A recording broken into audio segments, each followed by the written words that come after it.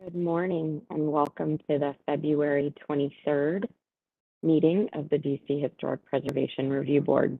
My name is Marnique, the chair of the board. Public notice of this WebEx meeting and participation instructions have been emailed to the project part applicants and the HPO mailing list and posted on the Office of Planning website. The meeting is live streamed and archived on the Office of Planning's YouTube channel. Please be aware that if you're watching on YouTube, you will not be able to provide testimony. Those wishing to provide testimony must register in advance and join via WebEx. I see board members are turning on their cameras now, so I don't have to ask. Thank you. But I'll now take roll call. Board Member Auerbach. Good morning. Board Member Auerbach is present. Good morning. Board Member Beatty. Good morning. Board Member Beatty is present. Good morning. Board Member Bell. Good morning. Matt Bell present. Good morning. And Board Member Failer. Good morning. Holding up the last half of the alphabet. Good morning, everyone. Yes. As all five of us are present, we do have a quorum. Before we begin the meeting, I'll go over a few procedural points. The camera function has been enabled for presenters and board members. At the beginning of each case, cameras can be turned off so that the focus is on the presentation slide. When cameras are off, each person speaking should identify themselves. I will first ask HPO staff to present their report and evaluation of the case, and then I'll ask the applicant to present their project plans. HPO has preloaded the project plans provided by the applicant and will advance slides upon request. Following the applicant's presentation, we'll hear testimony from ANCs, community groups, and individuals who have registered in advance to speak. The camera function is not available for those providing testimony. After all testimony has been presented and the board's ready to ask questions and deliberate, I'll ask board members, staff, and presenters to turn on their cameras. And after the board is finished deliberating and taken a vote on the project, cameras can then be turned off again for the next presentation. In accordance with the ANC Act, the Historic Preservation Review Board is committed to giving careful consideration to the community and ANC comments that we receive. Our regulations require us to give great weight to properly adopted written recommendations of ANCs in the matters that come before us. To ensure that great weight is given, the board discusses and addresses each issue or concern raised in ANC resolutions as part of our deliberation and includes that discussion in the public record of the case as recorded in the live videos of our meeting. Following the meeting, on the board's behalf, HPO archives the video recordings on the HPO website, keeping them accessible to the public. We prepare a written summary of the board's actions, which includes a report of our findings and conclusions on any issues and concerns raised in ANC resolutions, articulating with particularity and precision our reasons why the ANC did or did not offer persuasive advice.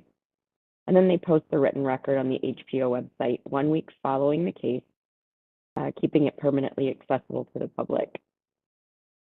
We do have one change that I know of to our full agenda for this morning, and that is a request to defer what was case 3 on our agenda at 2352 High Street Southeast. That has been deferred at the request of the applicant. And so that will come back to us. Yes, Juliana. This is Juliana speaking. David Maloney is on the line, and he was also hoping to make an announcement. Oh, perfect. Okay, thank you. David?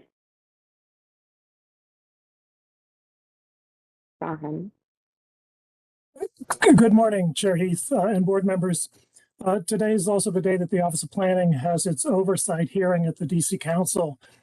So unfortunately, I'll have to be leaving today's board meeting to attend that council session. But before I go, I wanted to make a brief announcement. On behalf of our director, Anita Cozart, and the entire HPO staff, I wanted to congratulate you, Chair Heath, on your induction into the College of Fellows of the American Institute of Architects, which was announced yesterday. Fellowship in the AIA is a great honor for any architect and one that makes us all proud of your service to the profession and to the District of Columbia.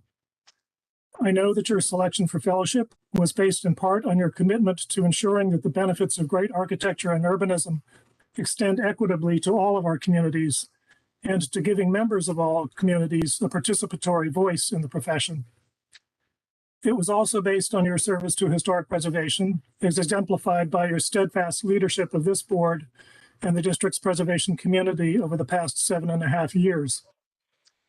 We wholeheartedly concur with the AIA's decision to confer this honor upon you, and I wanted to take this occasion to thank you publicly for your service and leadership as chair of this board, and to extend to you our sincere and enthusiastic congratulations. Thank you. Thank you. Thank you so much, David. And thank you to the director and the staff.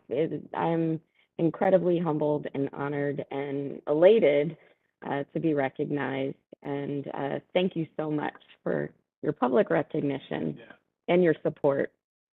This means the world See, to it me. made David stand on his head a little I bit. know. And I didn't know whether to leave the video or on or off. I don't know what's going on with it.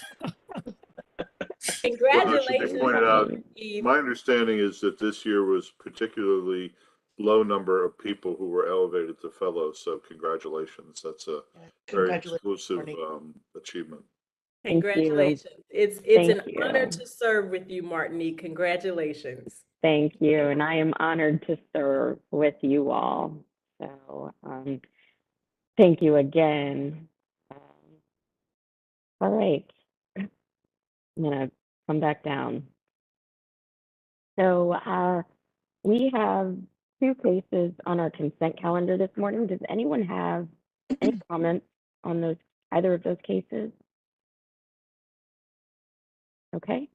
All right. Then I'll make a motion that we approve both consent calendar cases. Second? Motion's been made and seconded. Any further discussion? All those in favor signify by saying aye. Aye. Aye. Anyone opposed? Then the motion carries. Thank you. We've been asked by our council to go into a closed meeting for an executive session. Is there any opposition from board members to this request?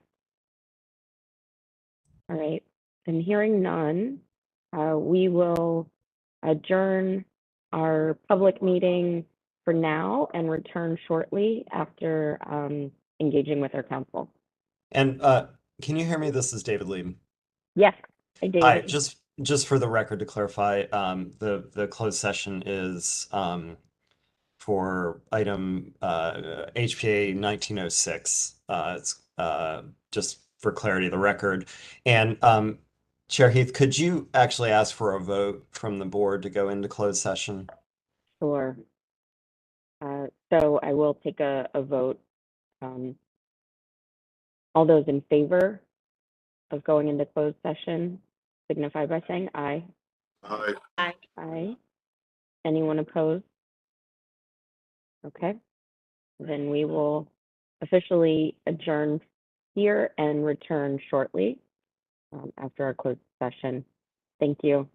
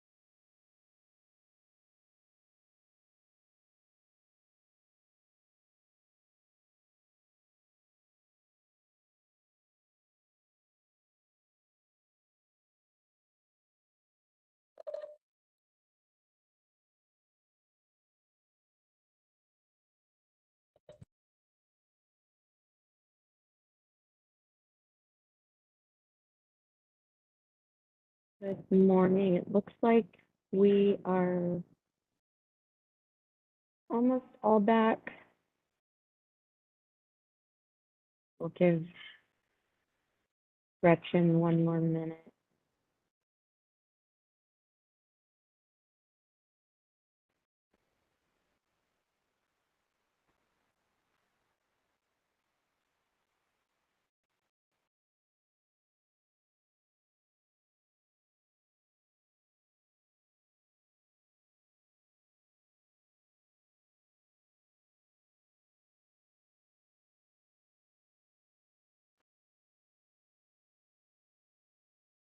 All right.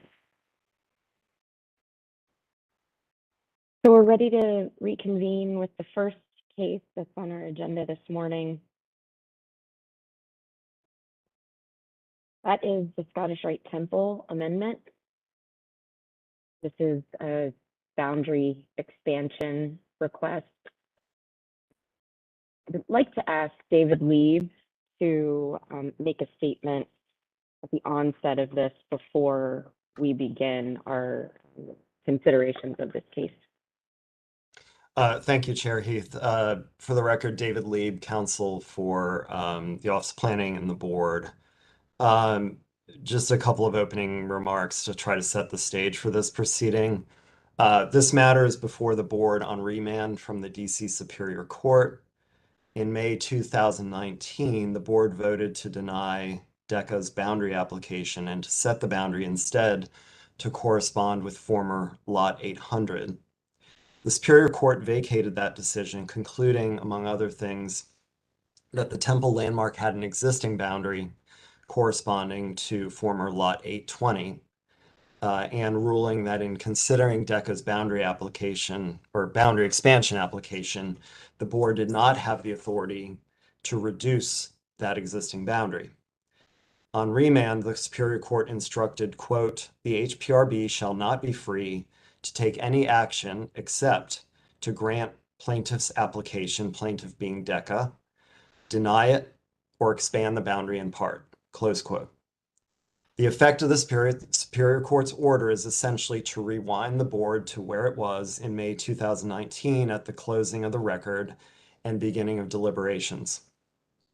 In acting on the application, the board may not consider subsequent changes to the property, such as the subdivision of Lot 108 or construction activity that has occurred on the site.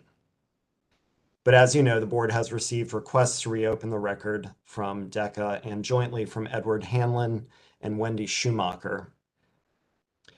Finally, under the board's rules, board members who participated in the May 2019 hearing or who have reviewed the record may participate in the remand hearing. Of the current board members, Chair Heath, Mr. Auerbach, Ms. Failer participated in the May 2019 hearing. Mr. Bell and Ms. Stanley Beatty can participate if they have reviewed the record. That's all I have. Thank you, Chair Heath. Thank you, David. So at the outset of this, there are two preliminary matters to address, as we've heard from our counsel. The first is we should make clear who is qualified to participate in this case today. Matt Bell, have you reviewed the record in this matter? Yes. Okay, thank you. And Carissa Stanley Beatty, have you reviewed the record in this matter? I have, Madam Chair, yes. Okay, perfect. So then both of you are qualified to participate, along with those board members who were here in May of 2019. Second, we've received two requests to reopen the record. I would move to deny those requests to reopen the record for several reasons. The board has already conducted an extensive public hearing on this matter, heard significant testimony. At that hearing and in the lead up to it, there was a full opportunity to present information and arguments relevant to the application, including information and arguments concerning the location of any existing landmark boundary and its significance. Neither request identifies any evidence that it would have been impossible for a party acting with due diligence to present at the original hearing. The board does not need to reopen the record to include the Superior Court's orders. The board is aware of those orders and is bound to follow them. We will do that. Finally, one of the requests to reopen the record relies on 10-C DCMR section 322, which does not apply to the board's review of a landmark application. Even if it did apply, it's been satisfied in this case because there was a full opportunity for public comment at our May 2019 meeting. And so for those reasons, I move to deny the request to reopen the record. We do need to take a vote. I'll second that. I'll second it for discussion. Okay, perfect. Okay, so the motion's been made, seconded. Is there further discussion? I agree with your statement, Chair Heath. Okay. Then if there is no further discussion beyond that, all those in favor of the motion signify by saying aye. Aye. Anyone in opposition? Anyone opposed? Hearing none, that motion passes. And next we turn to the application itself, which the Superior Court has directed us to either approve, deny, or approve in part. Having reviewed all of the materials that have been provided to us from the Superior Court on this, is there any discussion from board members? Anyone have any initial thoughts? If there are none yet, we still have an opportunity to deliberate, but or to further discuss a motion. But I would make a motion that we deny the proposal to expand the boundary for the reasons stated in the staff report, ignoring the staff's conclusion that there was no existing landmark boundary and that the boundary should correspond to former lot 800.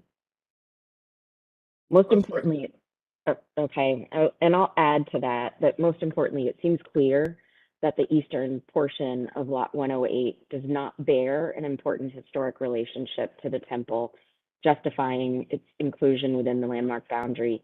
This area was densely populated, densely developed in the late 19th century. It was occupied by row houses and alley buildings when the temple building was constructed between 1910 and 1915, and remained at least partially occupied by row houses through the 1980s, long after the temple's period of historic significance. Additionally, preserving this area as open space is not important to protect the integrity of the L'Enfant plan. Expanding the landmark boundary to include this area is also not justified to mark the history of the preservation movement in this area, which is more appropriately acknowledged through historic district designations applicable to this site. So again, I move to deny the proposal to expand the boundary. Is there a second? I'll second. Okay, so thank you, Matt. So the motion's been made and seconded. Any further discussion? Any other discussion? Okay, then we'll take a vote. All those in support of the motion signify by saying aye. Aye. Anyone opposed? Then that motion also carries. And that concludes the board's obligation to address this remand from the Superior Court.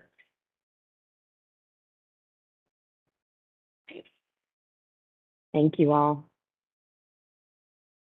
We're now ready to move to our second case of the morning, which is coming back to us at 1605 to 1607 Good Hope Road Southeast. Does staff want to make their presentation first?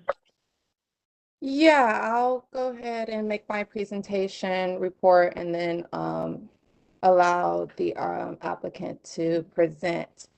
Okay. It would also be good to understand if the ANC did take up this matter. I didn't see anything in the record. They had previously, but I'll let the applicant speak to the meeting that they went to. Perfect. Thank you. So this is 1607 and 1609 Good Hope Road in the Anacostia Historic District. These are plans developed by test-sworn architects returning with a revised concept proposal for a subdivision to combine lots and for the construction of a 5-story affordable housing mixed-use building in the district. It is a vacant parking lot currently located between 16th Street Southeast and Findle Street Southeast with a grade that gradually slopes down the west. In October 2022, the board did not take a vote, but expressed interest in seeing the revised concept come back with further investigation or study, integrating the 4th floor with the underlying building and treating the 5th floor as a penthouse with a setback on all sides. Evaluating whether the street wall of the building should be relieved in some way, and the board also expressed some compatibility concerns about the areaways fronting Good Hope Road. This project was presented in the 2023 January meeting. However, the board deferred taking an action to allow the ANC to consider and provide some resolution on the project. As before, the project combines 2 lots and calls for the construction of the 4-story with a penthouse. It still will be comprised of 4 36-feet wide facades, but it's been reorganized into an A-B-B-A composition, with the A elements being 4 stories set in brick, flush with the building line, containing ground level retail storefronts. And the B elements would be 3 stories in brick with the 4th floor in a metal panel set back 4 feet from the building line. It will contain raised entrances with the basement areaways underneath and a small landscape on the front yards. The 4th floor of the B units will be slightly lower in height than the A elements to provide a variety on the roof line. And the facades feature punch windows and set balconies, cornices, and large openings on the ground for their retail. The 5th floor has been pushed back 15 feet from the property line on the front and 8 feet approximately on the side elevations with private roof decks. And the penthouse mechanical unit setback hasn't been noted, but it was also set back from the front as well. I'll say that the revised concept has successfully integrated the 4th floor. The use of the brick for the primary mast is consistent with the material found in the commercial area of the neighborhood. The windows relates well with the patterns in the historic district and are responsive to the board's comments. So at this point, I'll let the applicant walk through just the revised portions. I think the board has seen it, so we can kind of allow them to just remind them of the changes, and then if you can articulate what you and the ANC concluded from the meeting. But the ANC had sent a letter of support previously for this project, and so I'll try to see if I can find that one in my notes while they present. Good morning. My name is Will Tays, principal with Tays Warren Architects, here on behalf of Dillon Investments for the project at 1605, 1607 Good Hope Road, which is HPA case 22-445. Before I begin, I would like to congratulate the chairperson on her elevation to the College of Fellows at AIA as an AIA DC board member and an AIA member. very happy to see that as well as a fellow Wahoo. So I did want to clarify one point, and I reached out to both Commissioner White, who's the chair of ANC, as well as Ms. Jackson. We reviewed this with the ANC, and they voted to support it, I think last week or the week before.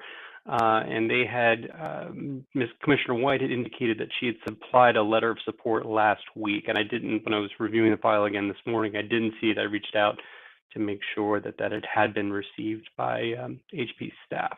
So it's our understanding that the ANC supports the project. If we could go to the next slide, please.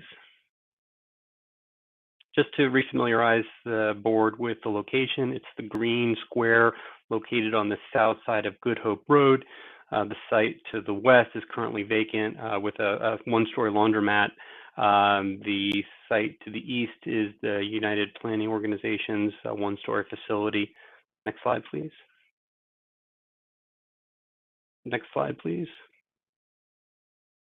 One of the things that we talked about both in October and I think I represented this in January was some context with regard to the comprehensive plan. So while it's not necessarily a historic preservation issue, I think the board was expressing curiosity as to what the comprehensive plan anticipates for this portion of Good Hope. So the image on the right in the area in the pink is an island of moderate density commercial as outlined in the comprehensive plan. I did want to bring that to the board's attention. Next slide.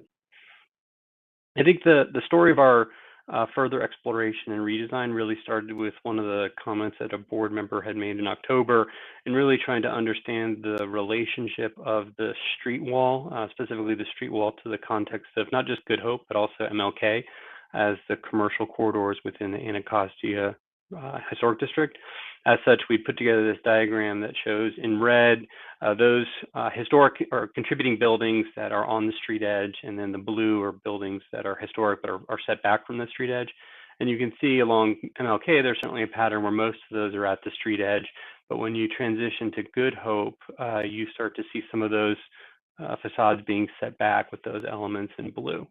Next slide, please. Just again, I think it was mentioned in the staff report, just some images of the site. Next slide, please. And I think here, just showing some more context, I do want to call your attention to number 4, which is a series of row houses that are across the street that are that constitute some of the setback fabric. But items 3 and 6 really are, well, 3 is certainly a historic structure that contributes, but where we're located the street wall, as is number 6. Next slide.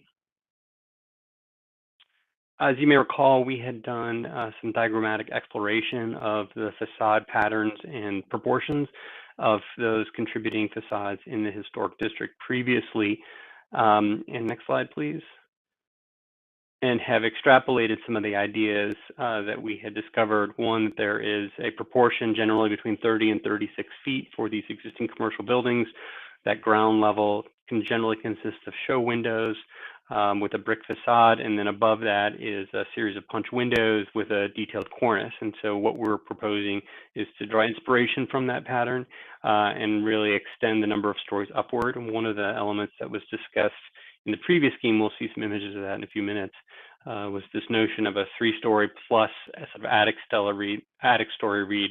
And I think both the staff and the board weren't convinced of that. And so we had gone back to look at a more of a true 4-story read. Next slide, please.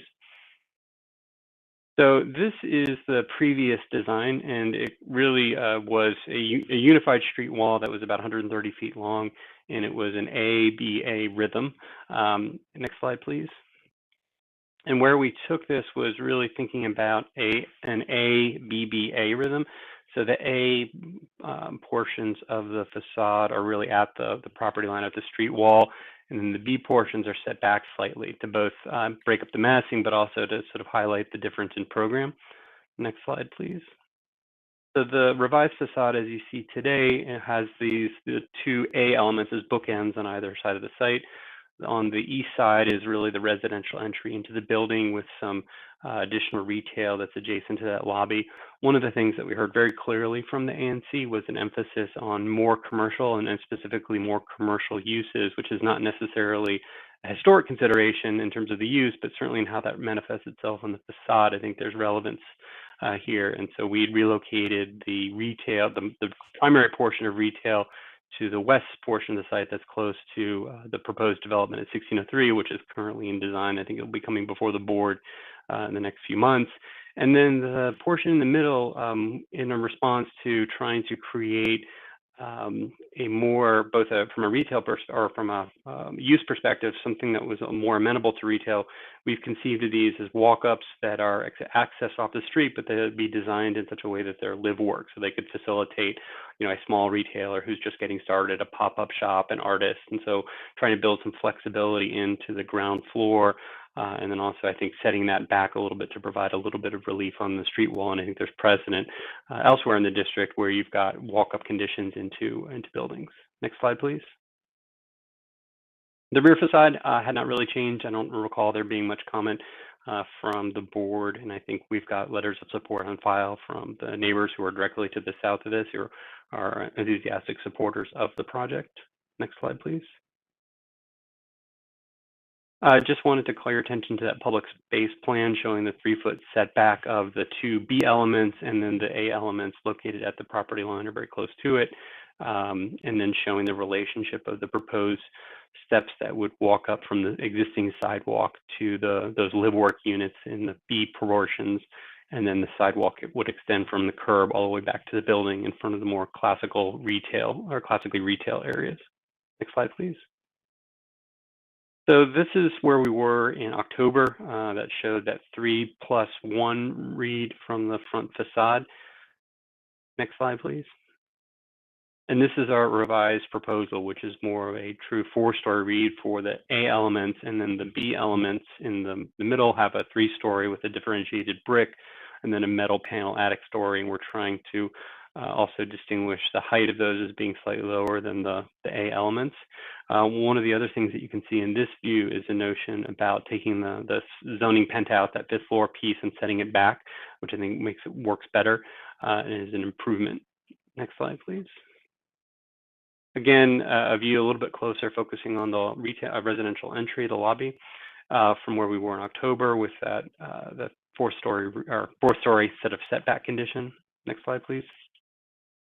And then where we are today, which is a cleaned up version where by setting back the zoning penthouse, it really diminishes its visibility from the street, and then treating the A elements in a darker reddish brick, where we have the residential lobby and the retail, and then the portions of the building that have the live work units that are walk-ups, being with a 3-story and then a 4th metal panel. Next slide, please. Again, where we were previously, at the original October, we moved all of the retail to the east end of the site. Next slide, please. And then where we are today, which is bringing the retail closer to the west and really aligning it to the western side. And our understanding is that the adjacent property at 1603 will be ground floor retail as well, so it helps strengthen that relationship. Next slide, please. And so I think just leaving you, I think one of the questions that the board had was the relationship of those those steps down to the sidewalk and to the grade. And so I wanted to conclude my presentation with, and leave it on this view for now, which shows that retail and then the relationship of the building to the street. And we'd be happy to answer any questions from board members. Thank you, Will, for your presentation. And I sincerely appreciate your kind words in reference to my elevation to fellow. Are there questions from the board at this time? Yeah, I have a question. Go ahead, Matt. So there's a lot of smart thinking here, and I appreciate the response that you all have made to the comments we offered to you. I guess one question I have is about the stairs. Is that window well, is that a continuous window well, or is it segmented? No, it's segmented. If we could go back a couple of slides. Keep going. So the intent here, and it may be a little bit difficult to read, is that we've located, there are window wells underneath the stairs. I don't think I can point here, but Oh, I see. Okay. they are segmented. So we've really reduced, previously, I think it was a much larger areaway, much Right. larger window well, and we've really reduced that to just locating them underneath, or 2 areaways that are located underneath those stairs. And, okay, and then and so the stairs are metal, right? Those are metal, sort of Correct. prefabricated stair there that comes out from the house, from the building. Correct. Yeah, and I think the intent would be to treat that as a sort of a lighter metal element that has some degree, using some metal mesh in the riser condition so that it reads a little bit lighter than a sort of a solid concrete stair or anything like that. Is that a common treatment of stairs in the historic district? I don't know the answer to that. Okay, and the last question I have is for you and Marnique. What happened to UVA last night? An embarrassing loss is what happened. We don't do well going into the tournament when we're ranked really high, so this is a readjustment. So, Oh, well, We'll there's see. no such thing as a perfect team now, is there? Right. Thanks, Matt. Great. Any other questions? We do have Greta and Camille registered to speak, and I'm sure they can make comments about the appropriateness of the metal stairs in this historic district, or whether they are prevalent in this historic district. Are they on, Juliana? Yes, Chair Heath, they are on the line. I will unmute them now. Thank you.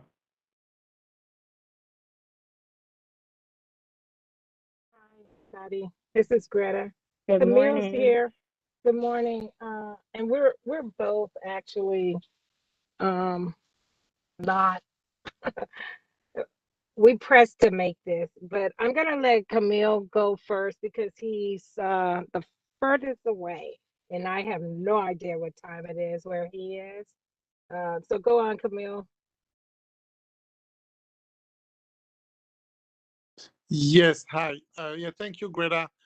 Yeah, so I think just overall, and I think personally, I think it's been a bit as if we're only the one concerned about that. But I just want to remember that we have guidelines, and the guidelines normally really set rules about what's appropriate in terms of height. And one of the rules in the guidelines normally is 1-story historic contributing structure. You would do like a 1 or 2 story next to it, but now we're getting pretty much like a 5-story because the paint house is a story. So I'm a bit surprised looking at the surrounding that from the first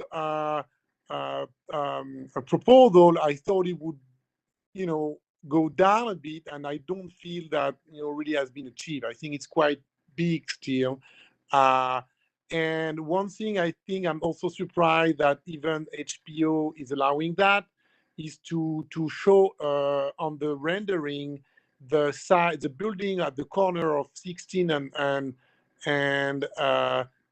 Good Hope, the adjacent building, as a ghost building, as if it exists or it's been approved. So we don't know what the facade on that side is going to look like, and it really gives the impression that this is either approved or existing. So I don't know if the board is comfortable with that, but basically you don't know what you're approving on that side of the building, which is going to be the most visible at the corner of 16 and Good Hope. So what material is it going to be there? We've got a lot of buildings that had been approved before the extension of the historic district, where zoning approved some facades that are pretty okay on the street, but the side, we just end up with this material that do not look good. So I'm really uncomfortable with that, and I think we had mentioned it, and I'm surprised it's not been addressed. So I think really before moving forward, we need to understand what is going to be the treatment of that facade on the side, and I think we need to be happy. It's not just the way it's going to look from the front of the building, because that building is going to be towering 2-story structures around it, 1 or 2-story structures. That's the reality of the blocks around that. It's going to be visible from the historic Douglas historic sites, not too far. So, I mean, this is not going to be just from the front of the building. The sides are going to be important, and even the back. Because here you pretty much, Good Hope is kind of the end of the historic district. But, you've got all the when you walk from Frederick Douglass to that property, I mean, this is a historic district, and you maybe, end up seeing something popping up. And we've seen that happening with some recent development approved before the extension of the historic district. And like this big building. So, I think it does require some attention. And I feel like I know the ANC is in agreement and some neighbors, but let's keep in mind that many people in our area are desperate to see this site being redeveloped because this is like a major concentration, at night for bad things happening, and I know how it is. So, but I mean, this should not mean that we should, so people want to see that being developed, and I think people would be willing to get anything but what we have now, But I think in terms of historic preservation, I think we still have some concerns about the treatment of the massing itself. And we understand it can be big. We're not saying it should be 1 or 2-story, okay, maybe 2 with the penthouse integrated, but like this is big, And then second comment, again, the treatment of the sides, which one of them is completely hidden by a structure that, I don't know, is the board approving that structure, a 4-story structure next to it? I don't know. I mean, what does that mean? The fact that it's being showing here when it doesn't exist. So, and what material, and maybe having a bit better attention on how the other sides are going to look, making sure we think like, okay, from the street of the historic district, like that side and the back, is it going to look fine? Because this is going to be visible. So I think I'll stop there. I don't know if Greta would like to add something, but I just want to say that again, we're not against something there, and we understand there could be more densities than 2 or 1-story, but I think here sort of maybe going a bit too far, and I think we need to give the adequate care to it. Greta, I don't know if you'd like to add. Thanks. Yeah, I'll be really quick, and I'm going to piggyback off of what Camille said. And one of the things that I really feel that is very disingenuous, and it's also very misleading to the residents and to the board, as Camille calls it, that ghost building. We don't know anything about that building. No one's come to talk to us about 1603. So how can it be shown in this drawing as if it exists, unless something has happened that none of us in the historic district know about, that this been approved? So we suggest that that be removed and it totally be addressed, and it shouldn't have been shown to the residents as if that's going there, so now we can build our building. So it was very disingenuous, I feel, with that part. The other part is, I attended the meeting with the ANC on this project. I think it was last week or the first week of February, whenever the meeting, their annual 8A meeting. And at that meeting, of course, I cannot speak for the commissioners, but they did take a vote. And if you look at that vote was 4-2. 4 said yes, 2 said no, and 1 abstained. And those 2 commissioners that abstained were the actual commissioner for this historic district, and the other one that is the commissioner for along the business corridor. So the 2 main commissioners that hold the majority of the historic district both voted against because they wanted to see that building lowered at least by 1 story. Of course, they did not win the vote, but it's important that the board understand. And if you want to hear the actual vote from the commission, it is all recorded on Zoom. So I'm not making this up. And you can even ask the developer if the commissioner for this for this area actually voted in favor, and they did not. So they also have concerns about the height of this building, not what goes there, but the height and the setback. The other concerns we had was about U Street, because U Street, nobody's really addressing the rear. This is a 5-story building. I rode down 295 and I looked at some of the 5- and 6-story buildings that are on there. We're talking about a very wide highway. And I looked how high these buildings were, and 5 stories is quite, it's quite high when you have a small street. And if you're building 5 stories on one side of the street, the next person on the opposite side of the street can come back with another 5-story building. And then we're going to create canyons on very narrow streets. I look at the Navy Yard, and the Navy Yard is a perfect example where when you're walking down the street, of course, we're not building 8 and 9 and 10-story buildings like the Navy Yard, but it doesn't matter. It's going to have the same feel. Our streets are not as wide as Pennsylvania Avenue. They're not even as wide as 8th Street, Barracks Row. And now we're putting up 5- and 6-story buildings. Next, they'll come with 6-story buildings on either side of the street. I think we're actually destroying the integrity of the historic district, and that we're actually moving away from our basic 3-story buildings with your penthouse. These buildings are really just becoming too large. They're not respecting our historic district, and I just I'm just starting to feel overwhelmed by it. For the rear of the building, if you look at U Street, and this a 5-story building, those people, when they come out their back door, and if we're not respecting the materials, what it looks like, and they see how this 5-story building is going to overtower their little 2-story homes, I think they're going to be very, very surprised. And it would feel better if they had a 3-story building and maybe with a penthouse. And I guess an alley separates those houses.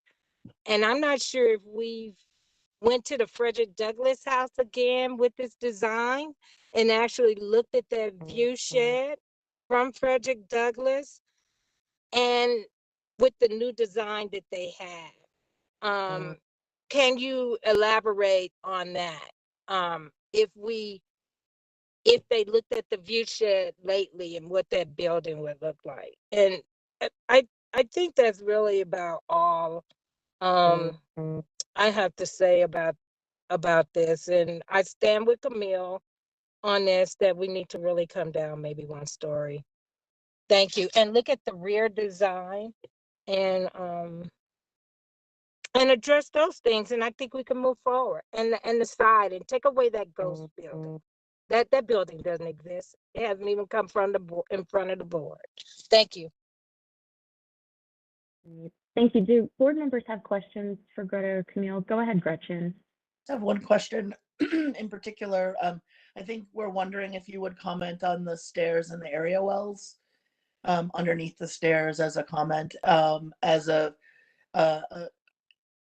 that common within the either the commercial or residential area of your historic district?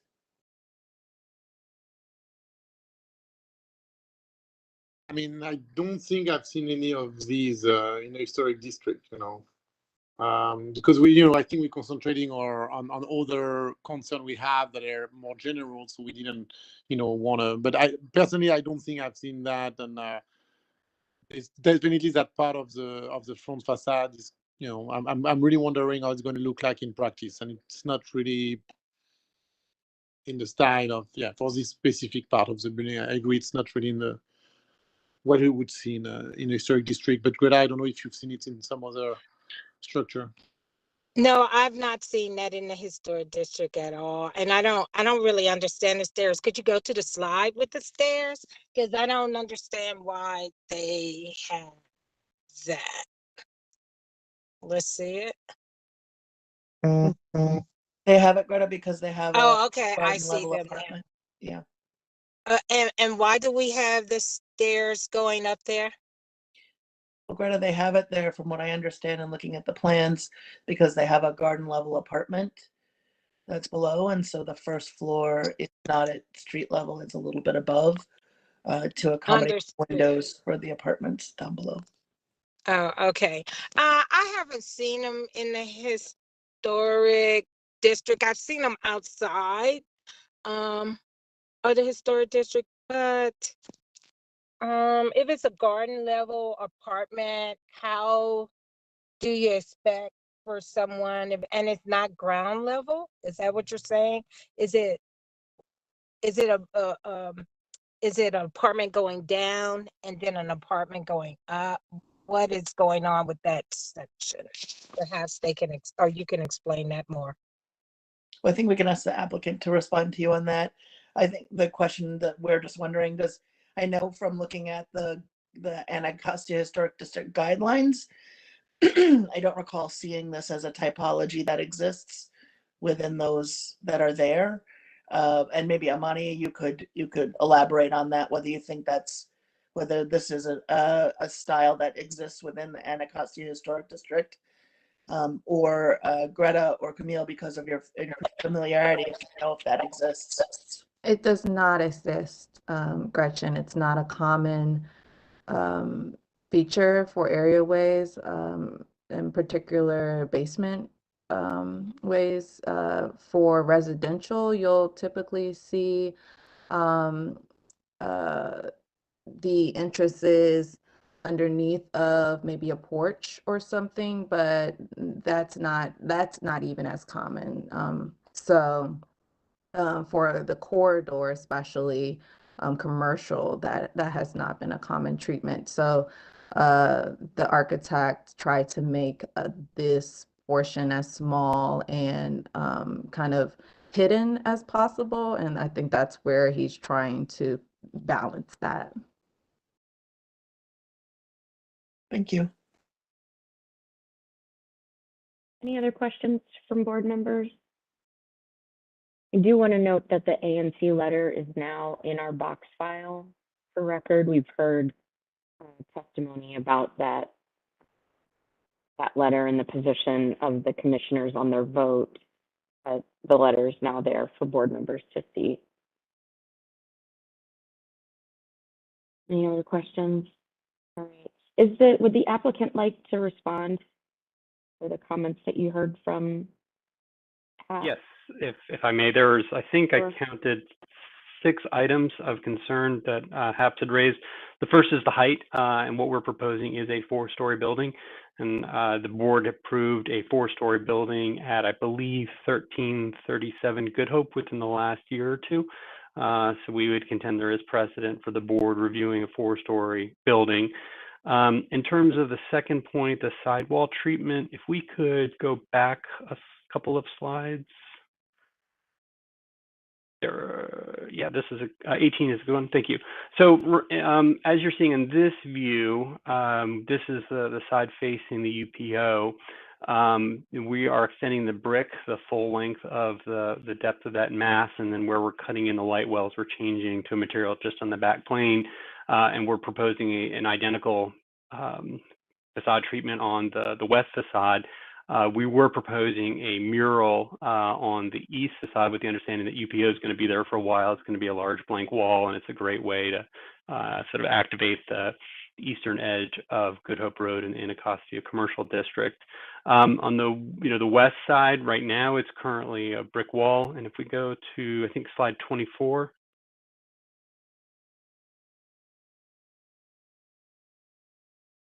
Back up one, sorry, to 22. This is a view. I think one of the concerns that HAP raised. I think I did want to clarify that this building it's not a through lot. It does not front on U Street. It fronts on an alleyway, and that we've got several letters of support, and we've met with the neighbors on the south side, and they are very much in support of the project, and they understand what is proposed. But I think this gives you a little bit of a sense here on the left-hand side where we are showing those 2 brick areas, and then the inset piece. Where we have the light well is changing to a different material. And so that's the proposed treatment of the west facade. You know, I understand HAP's concern about us representing what could be built at 1603, 1601, but we also thought it was helpful to understand sort of the context of what could be built. I think the vote, now that the letter's in the file, I think speaks for the issues there. The U Street facade question, I think we've already addressed, and we reviewed this at length with neighbors. We have not looked at any sort of longer range view sheds, either from the freeway or from the Frederick Douglass House. And I would like to just go back to this idea that Good Hope Road is a 110-foot street, and we're proposing a 50-foot building that fronts on 110 feet of roadbed, or sorry, of public right of way, which I think is a reasonable approach.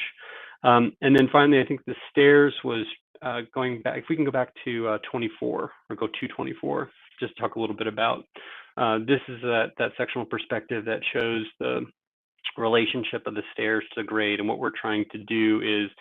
And really in response to some of the ANC's concerns about additional retail frontage, is create a way to provide a variety of retail uses at the front and create a set of stairs that could provide access to that live work loft. And I think you can see in this view across the street where you have a similar kind of steps leading up to a raised ground floor. I'll be granted it's at a row house condition, but these are historic contributing structures in the Anacostia district.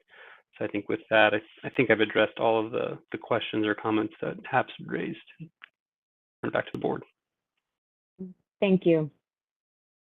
Any further questions from the board? Yeah, will you be needing a zoning variance? Are you complying with everything in the MU4 with the concept that you have here? Yeah, what we're proposing is a matter of right project with regard to zoning. Okay, thanks.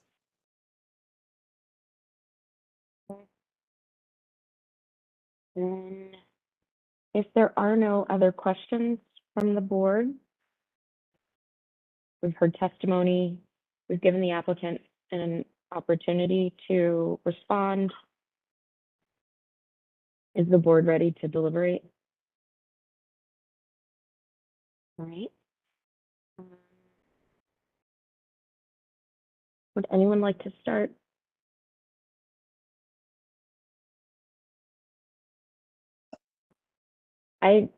I'll just quickly begin by saying I think the concept has improved significantly since it was first presented to us, and so I thank the applicant for listening to the board's comments and those of the community, and for making the design revisions that have been presented to us today. I think 4 stories versus 3 stories is probably one of the biggest questions that still remains for me. I do believe that we did approve a 4-story, as the applicant stated, at 1337 Good Hope Road. Just on the street as a corner building on more of an Art Deco streamlined building with the 4th floor set way back, and it had an existing, I think it's a slightly different configuration than but yes, yeah. Okay. All right. I wouldn't say it's precedent setting. Okay. All right. That's helpful. I was trying to recall it, but I vaguely remembered that within this context of what's existing, 4 stories does feel rather large. I'm glad to hear that this is a matter of right, but I'm still not convinced that 4 stories is the way to go. Look at this view in particular, the little 2-story row houses across from a 4-story with penthouse building. It just feels like a drastic increase. I would like to ask you though, Amania, I meant to do this earlier, if you could weigh in from the staff's perspective on the height. I will note that they're across the street, directly across the street from this building, I want to say 1600 Good Hope Road. Project just came through prior to the designation of the expansion by Rite. for the 4 stories. And so what you will see across the street is a non-contributing by right building at 4 feet. And so taking that into consideration, not necessarily that we want to kind of start setting precedent based off of things that were not reviewed by the board. This is a very large lot. Unlike other projects, especially 1337, which was a smaller, more of a relatively smaller lot than this one. This is combining a few in there, I think 3 lots. So kind of as far as the massing goes, I would say it's generally appropriate. However, you know, this is something that we would need to rectify at this level because there are other projects coming in immediately after this and beside this that are requesting additional height as well. And so if we can establish a line here, that would be really helpful for future projects. If we say that by right at 4 is appropriate, then we can kind of let that be the line. But right now, everyone's kind of towing it and trying to go up. So that's where I kind of am. I have seen it. It is coming on the block. There are some that are currently being built. So yes. Okay. I'd love to hear from others on that. So, I think we talked about this. I'm sorry, did you want to add to that at all, Marty? Okay. Ed? Well, we talked about a little bit about this before. I mean, these are sort of the the growing pains of a popular part of the city, and I understand that. I think that that's, the price of being a nice neighborhood. Sometimes people want to live there and they want to build projects for people to live there.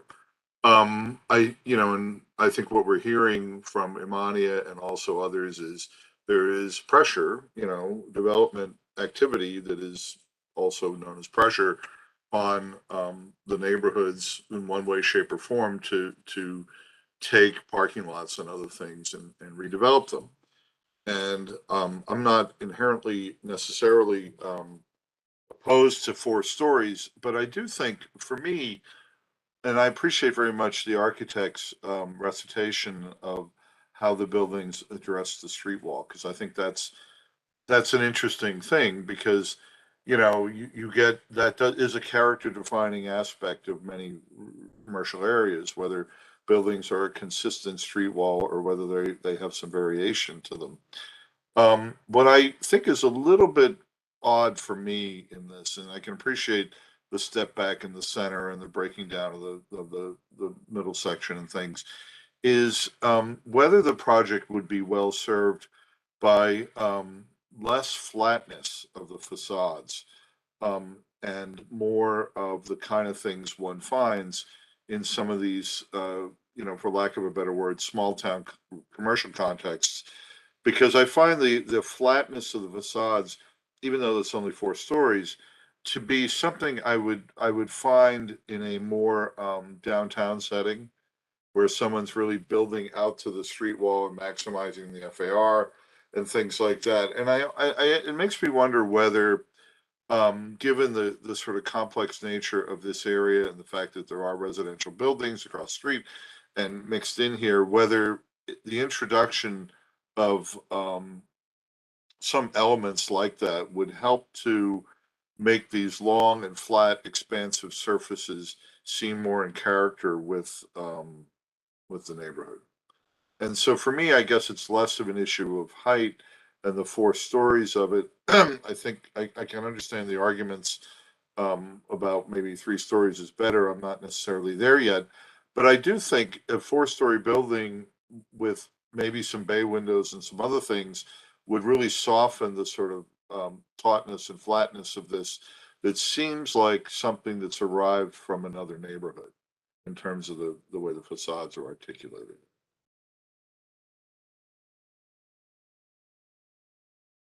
Anyone else have thoughts? Yeah, Oh, go ahead. Oh, I was just gonna say, I agree with Matt's assessment. I think to me, it's a more of materials and articulation than actual density. I agree with Matt's comment about that, and that's where I think maybe the January submission with the 4 facades may have been a little more successful rather than the 3 facades that we see in this one, because I think this makes the building seem more massive and less fitting within the context of the historic district or the goals that are stated in the commercial part of the historic district. I think the guidelines for the historic district for the commercial aspects could still be strengthened and maybe even enhanced through a small area plan or something to talk about what the goals are for the development of this site, because it is an increase in density. And looking at the MU4 requirements, I know we're not zoning, but in looking at the visuals that are here, the visuals and the impact and the relationship to street front for MU4 do seem to be of smaller scale and finer grain texture to the facades than we're seeing here. I know that the applicant has said they are within by right of MU4. That's why I asked the question. So I was wondering that. And I do think that the only place that I know in DC where they have below grade area wells and metal stairs would be either U Street and then maybe some in Chinatown, I think, are the only places that I can think of off the top of my head where we have that kind of, and maybe 14th Street. Some of the infill might do that, but I wonder about that being contextual with and compatible with the historic district and the character of the neighborhood. But I'm wondering if the detailing of the facade, similar to Matt, should be more of a finer grain, and maybe it's 4 facades, or maybe it's something that's variations in the facades rather than reading like a solid building with a recessed center in it. And I still am finding some challenges, not only different than Andrew and maybe Matt. I still am finding some challenges with the way 4 stories reads and the volume here. And it could be a volumetric thing, I don't know, but it could be how it's architecturally detailed and designed too. And it may be that a little bit of a setback on the top floor could help with that, but I would go with materials and and articulation first and see if there's a more successful design. I mean, the city, I mean, in a way, one of the things that might be useful to do would be to do the same analysis that the architect did of the plan of the sort of commercial buildings, and what are their massing articulations and things in Anacostia, and how does one celebrate that? I think, I'm less bothered by the 4 buildings as I am by the fact that they're so flat. And I think if I understand my zoning correctly, I think bay windows would be a plus. In terms of you can do them in the zone, I believe, and above the first floor, they might really add some visual interest and things that would help soften this and make it seem less like it's part of a continuous wall downtown and more like it's part of a kind of village, which is really what Anacostia is. It's its own village and has its own sort of character to it. And I think the folks who have spoken on behalf of the historic district clearly, understand that and appreciate that and embrace that. On the other hand, I would challenge them to think about, ways that one might begin to make guidelines for larger buildings like this that could be compatible, that go beyond just height. Yeah, Matt, I think I tend to agree with you. I am less inclined to see the applicant go back to where they started with the stair-stepped 3-story, 4-story, 5-story, sort of like a layer cake approach. But Yeah. if there's some articulation that could happen bay windows or bay projections or some change in materiality. And stepping to some degree, but just not as extreme as the original proposal, I could support that. I trust that this team can come up with something that works. I think one difference too, the applicant cited, I think it was 1503, which is right on the corner of 15th and Good Hope, which is right across from the Ketchum School. That really is a different setting and situation, right? Because it's set across the street from the school, which is set back from has an open area around it, so it's set back from the street. And that gives this building, which has sort of a rounded corner on it, the sort of being the opportunity for sort of like a flat iron building of sorts, right? It enables it to be sort of something that sort of holds the landmark of the corner. And we talked a lot about recessing back that upper level from that building so that the original 2-story masonry building was read as the opportunity. But because the school across the street is set back and has an open space and it's on a corner lot, it doesn't have the same sort of strength that I think this does on the street in terms of being a wall element. Okay. So I'm hearing the board generally say that we think there could be an approvable concept that includes 4 stories plus a penthouse, but it's going to take some careful thought regarding the way the massing is configured and the materiality and detailing of the facade to be able to achieve that in a way that's compatible. Does that seem right? It does to me. Yeah, I think so, Madam Chair. I'm sorry. I've been squirming in my seat as to as to how to articulate how I feel about this. I mean, it is not lost on me sort of the opportunity for precedent here, and that's probably why I'm more reserved in my commentary. I think the weightiness of this, I feel it. I agree with your comment about, not somewhat being agnostic about 3 levels versus 4, but there's something about this that feels weighty to me in sort of allowing or determining that the 4 stories is compatible and what that means for the future of this area.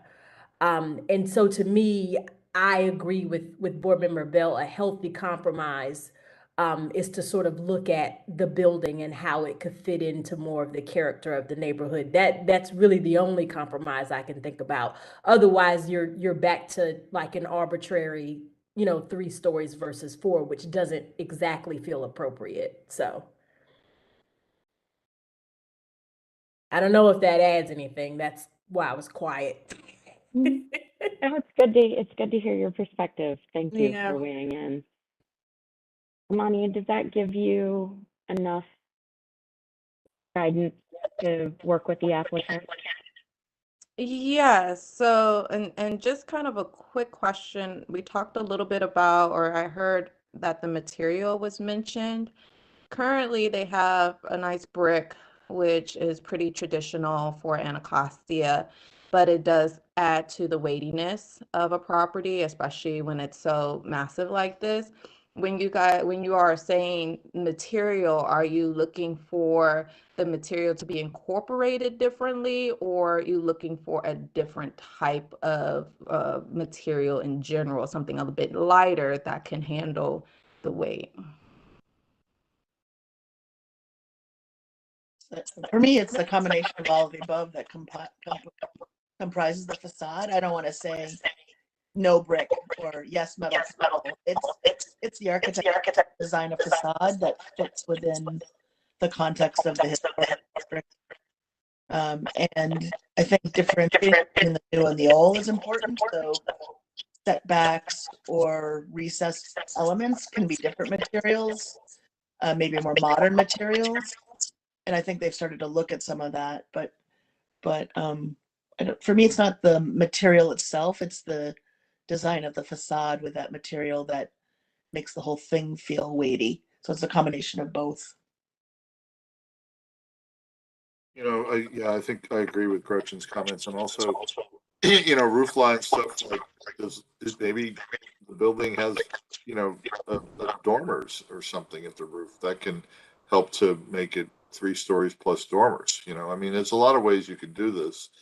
I think right now it sort of goes to the property line. It fills out the box. I understand that it's a sort of development issue there, and the concession that it makes is pushing the 2 middle buildings back, which I think is something you do find in Anacostia. On the other hand, I don't think you find 4 buildings lined up as a kind of wall like that in the character. So I would encourage the applicant to talk with staff about what is a kind of proper massing for a taller building here, and what does Anacostia itself tell us about that?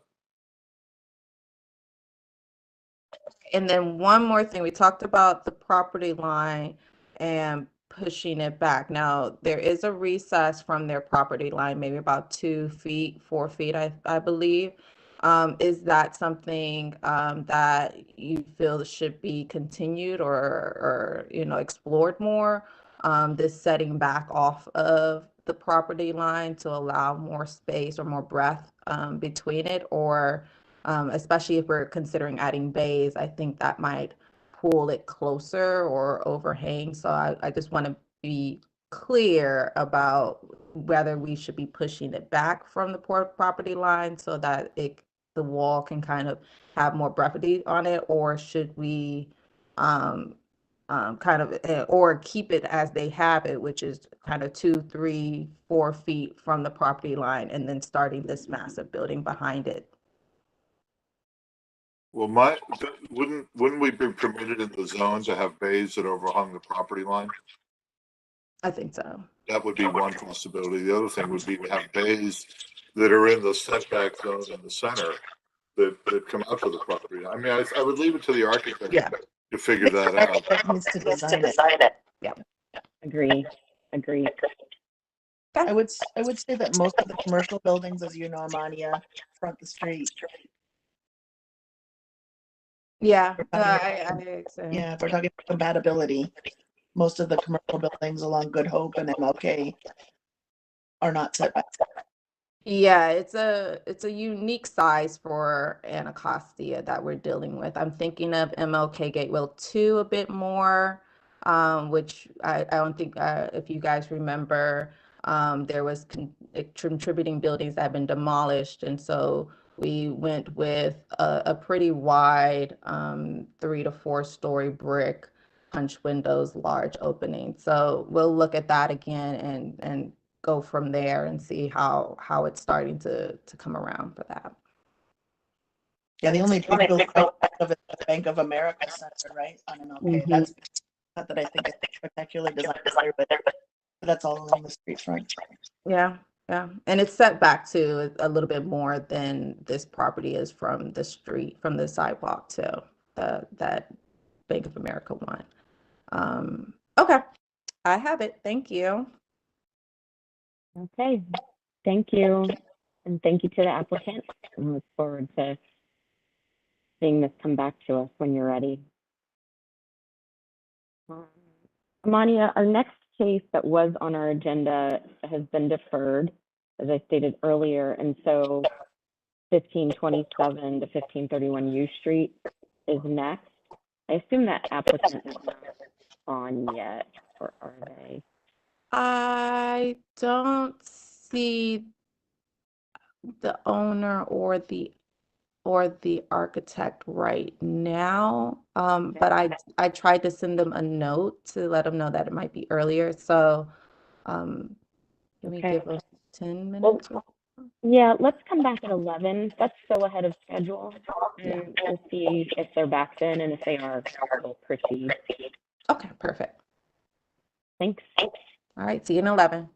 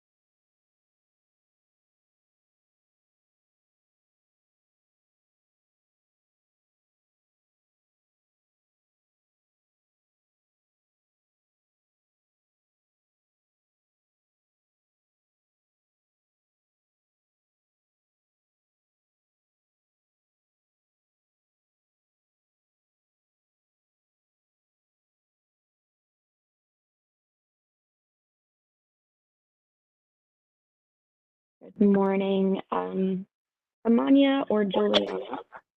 Do we have our applicants for the next case?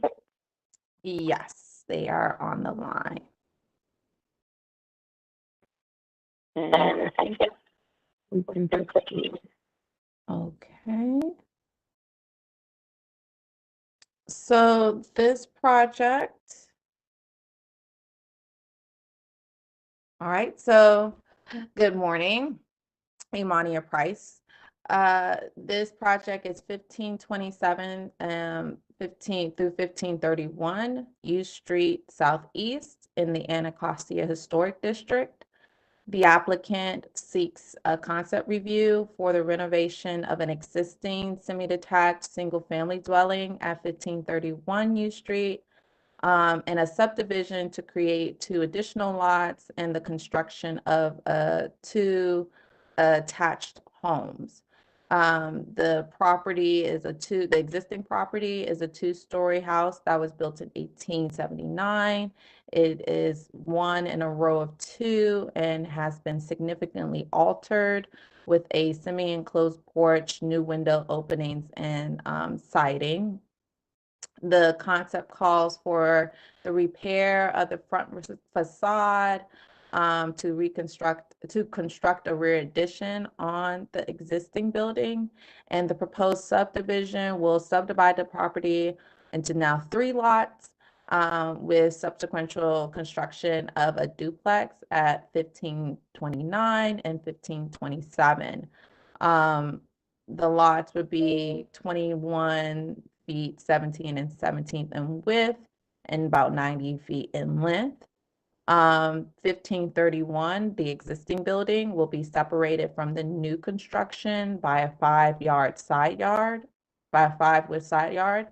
And the new houses will be 2-story, 28 feet tall with 1-story bay projections, primary entrances with basement entries below, and simple punch windows with flat casing and a mansard roof with cornice.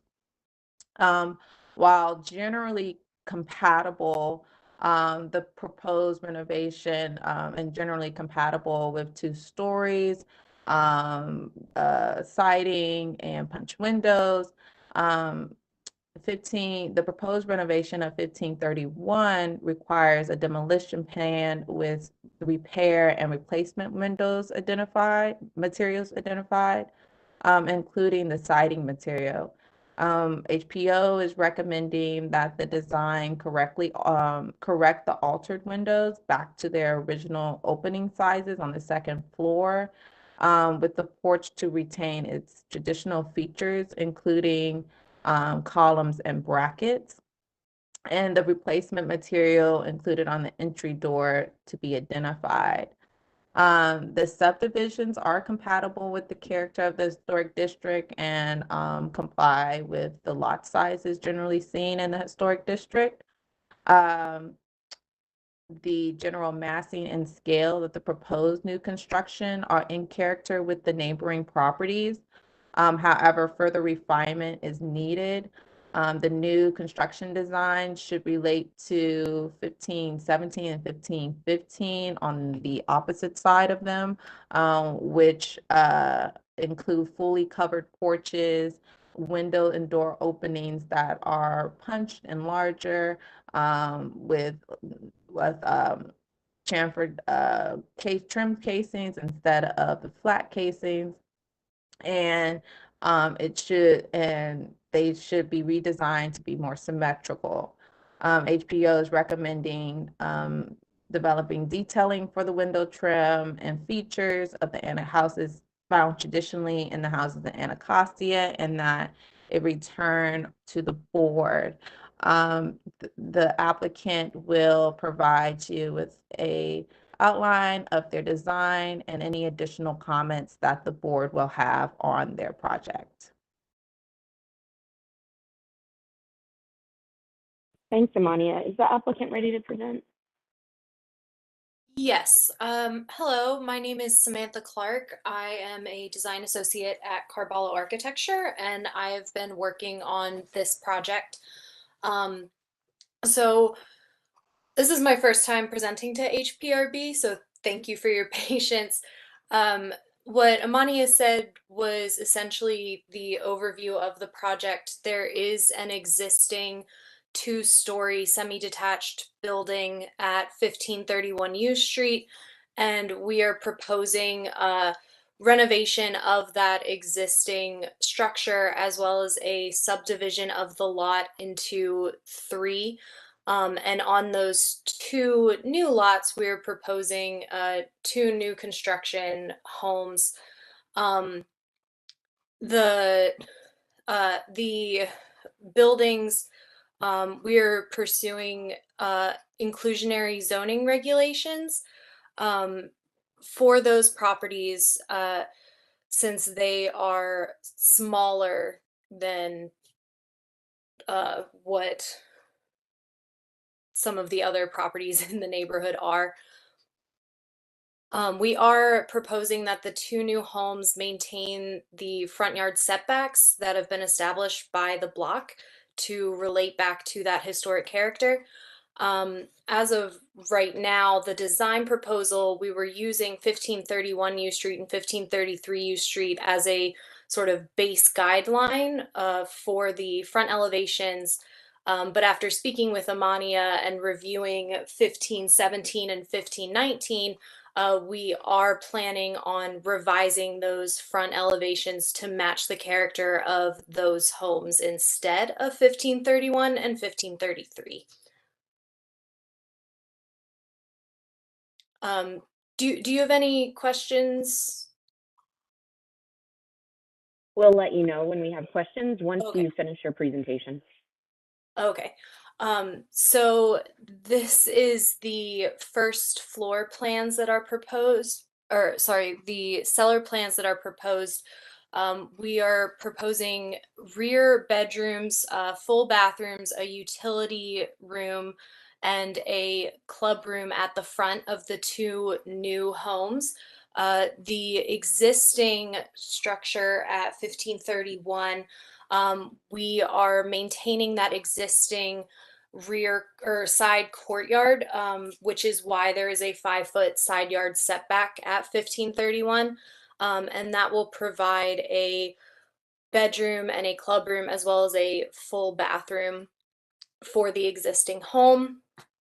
And then if we can go up to the first floor, we are proposing a open floor plan for the living and kitchens, and then a rear bedroom or office space, as well as a full bathroom. And that is for all 3 properties. And then the second floor, we are proposing 2 bedrooms, 2 bathrooms, and then a small office space for each home. So we are hoping to bring in families for this space, help establish these homes as something that is long lasting for the neighborhood, and can be well loved and lived in. The proposed roofs of the 2 new construction homes located at 1529 and 1527 will have a mansard roof with a flat sloping back to match the historic charm of the block. And as Amania had suggested, the character of 1517 and 1519 with that return gable is something we're interested in pursuing in revisions. This is the existing proposed front yard elevation or front elevation, so what you would see from U Street. As you can see, we were looking towards the character of 1531 and 1533 in the design, with that sort of bay window, the mansard roof, the punched openings, and the front porch. The side elevations, because the property is full width, there are no window openings due to fire rated partitions. You cannot have windows on a property line. So we're proposing that J. Hardy plank siding be used on those elevations. And then if you look at the rear elevations, it's again punched window openings with J. Hardy plank siding, and then a rear a rear areaway stair so that you have basement egress access.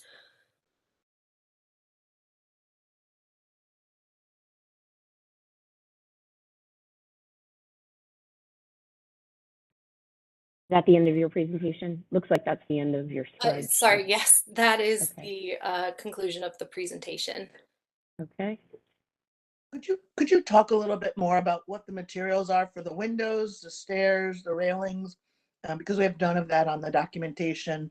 And I'm just wondering also, as staff asked for that information, if it was a schedule issue or something that prohibited you from including that information on the drawings, but if you could just talk us through that anyway. Yeah, so we're still in the sort of preliminary design phase. Like we have the design worked out, but usually getting into the nitty-gritty of material choices happens a little bit later in the process. As of now, the proposed cladding that we're using is J. Hardy plank siding. The proposed porch railings would be wood, and then the windows, what we usually will use is Geldwen sightline wood windows. Those we've used in previous historic projects in both DC and Baltimore. The exterior staircases that go down to the basement, those will be cast in place concrete. And then the staircases that go up to that first floor front porch would most likely be wood. But we're still working with the homeowner to sort of nail down the nitty-gritty of those material choices. So if you have any specifics that you would suggest, we're more than open to suggestion. I think the Anacostia Historic District guidelines and staff also have a lot of information for you in regards to that. That might be helpful, including maybe detailing of the porch roof and how that could work as well. With you're mentioning that you're using this cementitious hardy board product. The existing building has a certain alignment and exposure. Are you planning to match that with the building that's adjacent to the existing? With 1533? Mm-hmm. Yes, so 1533 is not currently included in this proposal. So right now it's existing to remain. The existing home at 1531, we were trying to match the characteristics of that as closely as possible.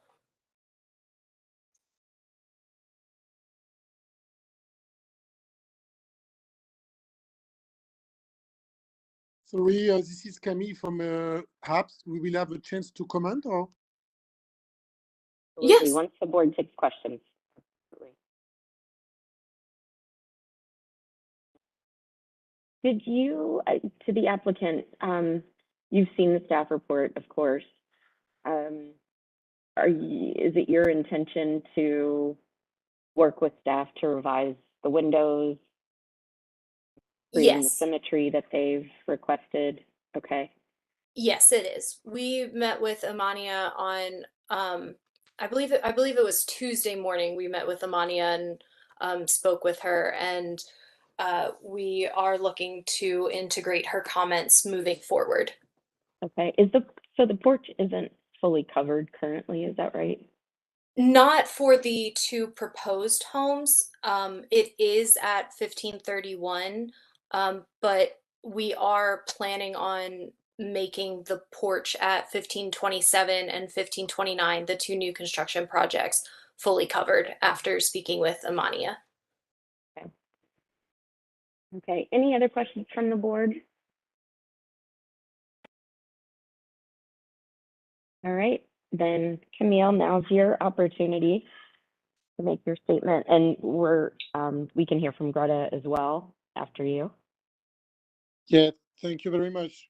No, I think overall it seems to be, the concept seems compatible in general. I thought it's going to be more about important details.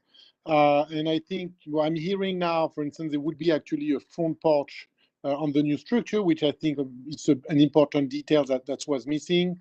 I think in terms of windows detail will be important. Now it's just like rectangle, but all these historic structure usually have details on the cornices, around the windows. They're not necessarily sophisticated, but they add a lot to the character.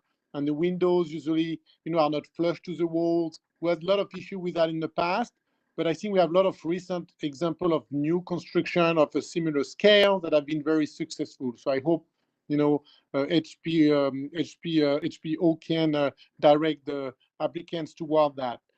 So I think material, when I'm hearing hardy plank and I think we need to look at that, because usually we end up with very wide board. They don't really fit. They don't have the depth of what you would have in contributing structure.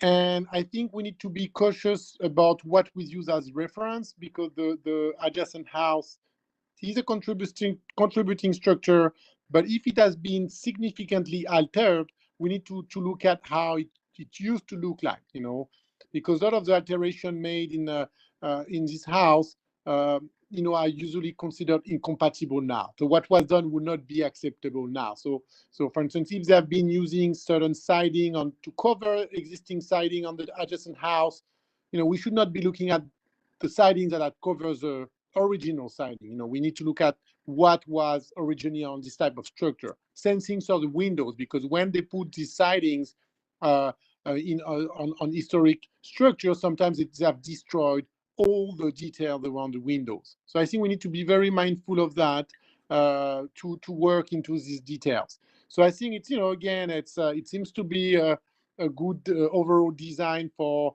the location. It seems appropriate, but I think there's all these details that needs to be very well understood by the applicant and documented in the application.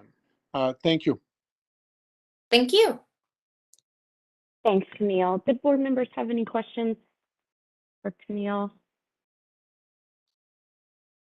Is Greta still on? Chair Heath, this is Juliana. Greta is not on anymore. Okay. Great. All right. Then does the applicant have any comments or responses they'd like to make to the comments heard from HAP? No, I understand where Camille is coming from. And I think moving forward, we're definitely going to be taking those comments to heart. In speaking with Amania, we learned that 1531, the existing home, that there were changes. So we understand why they would encourage us to look closer to 1517 and 1519. So it sounds like we're all on the same page moving forward.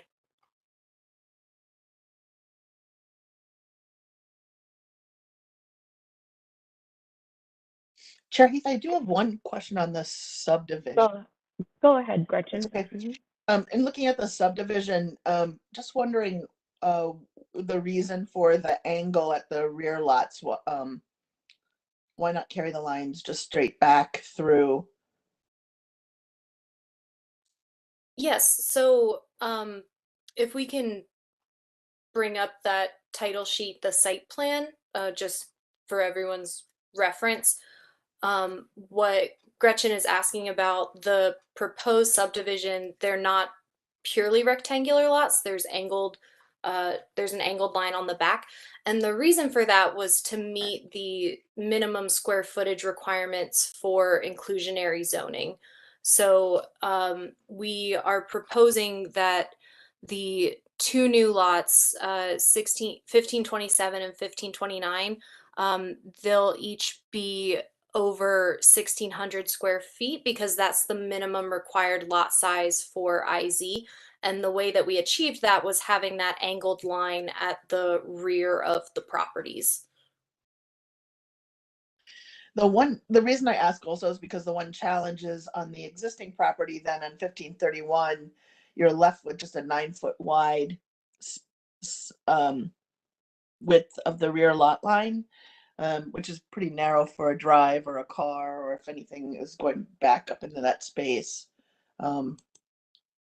Yes, so there actually isn't access to the rear of the property like that. I don't believe that there's an alley or any access for a car.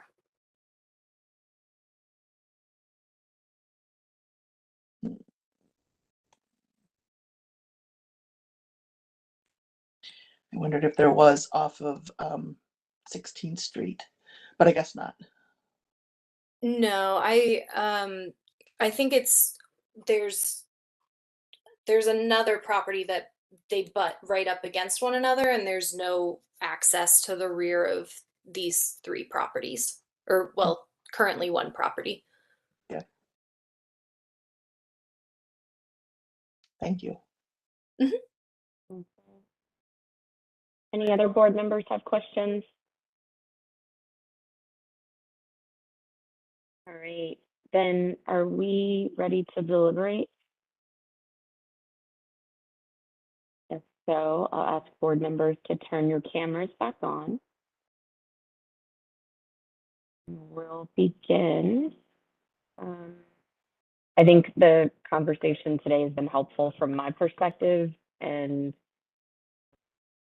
I'm in agreement with the staff report. It sounds like the applicant is amenable to working with the staff and HAP to address the issues that will make this concept more compatible, or I'll say compatible with the historic district, addressing the porches, the windows, the detailing, materials.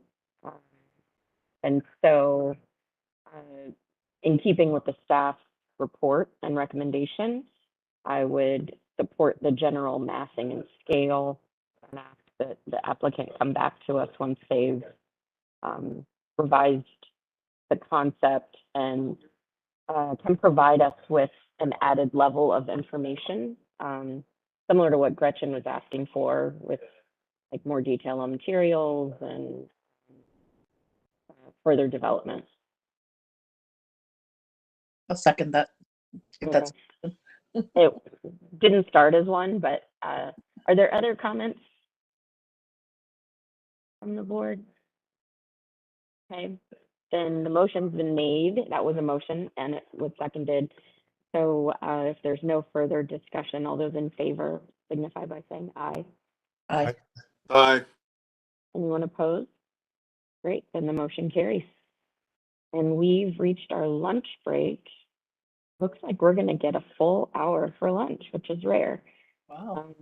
That will put us back on schedule to come back at 12:30, and it is probably a great day to go have lunch outside. So see you all back at 12:30. Thank you all. Bye. Thanks. Thank you.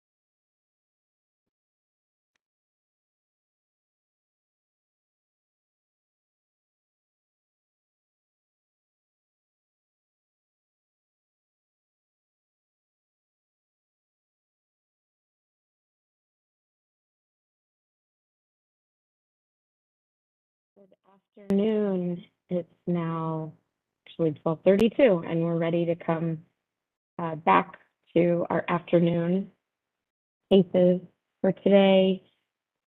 The next case on our agenda is 509 to 517 H Street West. Steve, are you ready to present? Yes, I am. Excellent. Alrighty, so this is a concept review for renovation of 5 row houses in the Chinatown portion of the downtown historic district shown on the screen here, with an addition to the backs of them, 9-story residential or a hotel addition on the back sides of the buildings. As you can see from the photograph, it is comprised of 4 coordinated row houses that were built in the 1880s, and an earlier flat-fronted row house to the right that dates from around the Civil War period, probably just after the Civil War, which has had a variety of alterations done to it. All of them were built as residential, and all of them have since been converted to commercial uses, as is very typical of the Chinatown portion of the downtown historic district. Some of the board members may remember a previous project on this site that was proposed by a different development team back in 2020, but we cite it in the staff report because it raised some of the same issues that pertain to this project. In that previous proposal, the 2 primary concerns that the board had were the extent of demolition that was proposed to the historic buildings, and the height of the tower that was proposed back behind them. The current applicants have certainly been aware of that review and have tried to work to respond to some of the concerns that the board expressed in that previous project. They have worked pretty hard to try and limit the extent of demolition to only the rear L wings of the buildings and to retain the main blocks of the buildings. And that was the standard that the board established in the previous review. The board acknowledged that the rear L wings were not particularly distinctive and could be removed, and the removal of rear L wings is quite common, particularly in the downtown historic district. So with that extent of demolition, the extent of demolition being just the rear L wings and the roofs of the 4 matching buildings would be removed in order to reconstruct a green roof atop of those buildings in order to meet the GAR requirements for the site. But the remainder of the buildings, including their party walls, and floor assemblies, would be retained and rehabilitated for reuse. The ground level retail storefront of the one flat-fronted building would be reconstructed as a lobby entrance. However, that storefront is not distinctive, and the proposal for the new entrance we think is quite compatible with the character of the historic district. So the sort of big preservation question for this project is the compatibility of the tower back behind the buildings. In general, the board's standard for additions to historic buildings or the starting point is that ideally they should be subordinate to the buildings. And that is the standard that is most typically applied. However, the board has acknowledged, and I think this is particularly true in the downtown historic district, which is characterized by its wide variety of historic building types of very different heights, often cheek by jowl with each other, that if an addition to low-scale historic buildings can be done in such a way that it can read as a separate building that's back behind, or that doesn't look like it's hovering over top of the historic buildings in a diminishing way, that also can be found compatible if the context supports it. The challenge with this particular block is that it is one of the most intact low-scale blocks in the downtown historic district. Of the, I believe, 23 buildings in this block, 22 of them are contributing, and the only non-contributing building is the tallest building, which is a 6-story building that the board approved through the design review process a number of years ago, facing 6th Street. The applicant's proposal calls for a 9-story building, so it would be the tallest building. And I think the primary question for the board is whether or not you think that that is a compatible insertion into this block, establishing the new highest height for this block. On the one hand, the Downtown Historic District, and as well as some of the blocks around that are not in the Downtown Historic District, but certainly contribute to sort of the broader urban context, contain 90 and 110-foot high buildings. It's just that this particular block does not. And so if looked at in the context of the broader historic district, we think there's a reasonable case to be made for a 90-foot, essentially a 90-foot tower, being compatible with that broader context of the district. The question is whether or not you find it compatible within the particular context of this block. And so I think that's the judgment call that that the board needs to make on this. In the review of the previous project, which was proposed at 110 feet, the board said that was clearly too tall, and suggested that maybe something that was taller than the other buildings in this block could be compatible, could be acceptable, and it was sort of loosely suggested, oh, maybe something that's 4 stories lower. This proposal doesn't propose removing 4 full floors from that proposed 110-foot height. However, it does work, we think, architecturally in a much more successful way than the previous proposal at working to break down the mass of the building into 2 sort of interlocking portions of the building. The front portion that would be seen over top or behind the historic buildings would be masonry. And the rear portion facing the rear alley would be, and is articulated with a variety of setbacks and bays to sort of to give it a little bit smaller sense of scale. The rear portion is a little bit more monolithic. It's clad in metal panels and is less articulated. But even by virtue of breaking the mass down into these 2 pieces and then further breaking the front mass down, we think the applicants have done an admirable job at trying to make the best of how to design compatibly a taller building within this context. So we are going to leave it to the board. This is a little bit of a punt. We're going to leave it to the board to review this and give us your feedback as to whether or not you think that this is successful as proposed, or whether you think further revisions are needed for it to achieve compatibility in this location.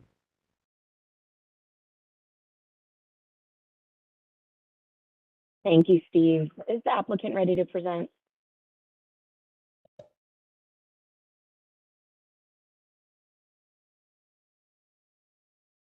If you're speaking, we can't hear you. Yes, good afternoon. My name is Stefan Rodiger. I'm co-founder of Rift Valley Partners. I, along with Barakat Selassie, formed Rift Valley Partners, who are the developers, sponsors for this project, joined forces over 2 years ago to focus on adaptive reuse as well as urban revitalization in DC as well as across the country. Over the last 20 years, we collectively have delivered very similar projects, both in DC and again in different historic districts around the U.S. And one project in particular that we developed was a couple blocks away at 450K in the Mount Vernon Historic District, which was heard in front of the board probably 10 years ago. Now, just recently, over the last couple of years, we've developed and forged a working partnership with the Moy family, who owns 509 to 517 H Street. And they've actually are long-term owners of these properties and other properties in Chinatown, and actually have owned almost 50 years. It goes back to the mid 60s where they owned these properties. So we're very excited to have partnership with a family that has a long-term stake in the neighborhood and have been good neighbors for over 50 years. And just last, we have conducted quite a bit of community outreach, including work with HPO staff, and this is over the last 6 months. We have presented in front of the downtown DC bid, DCPL. We had support with the unanimous vote from ANC2C on January 10th of this year. And we, of course, have reached out and spoken to all the adjacent property owners on the block and around the corner. So we've tried to cover as much community outreach as possible with our plans. With that being said, I'd like to hand it over to Cunningham Quill to present the project.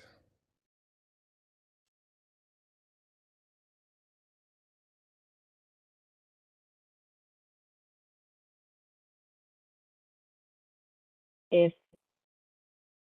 they are on, we can't hear them.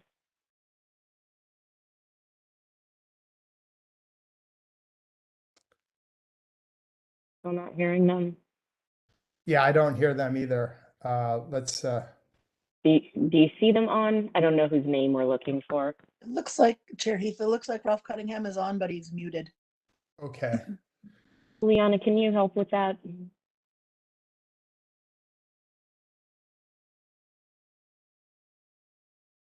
He just texted he needs to unmute us, but I think he can unmute himself. No, he can't. The staff has to do it. Staff has to do it. Yeah. Steve, can you or Juliana help with that? I cannot, but Juliana can. Yes, can you just remind me the name to look for? Ralph Cunningham. And David Coxon too.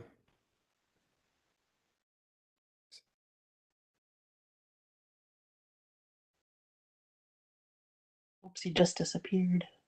All right. Can you hear me now? Yes. Yes, now we Oh, can. excellent. Okay, well, thank you Okay. for unmuting me. Good. I'm Ralph Cunningham from Cunningham Quill, and we are delighted to be working on this very important part of the Chinatown Historic District and this very important part of downtown Washington, D.C. As Stefan mentioned, this particular series of buildings have been family owned for probably 50 years now.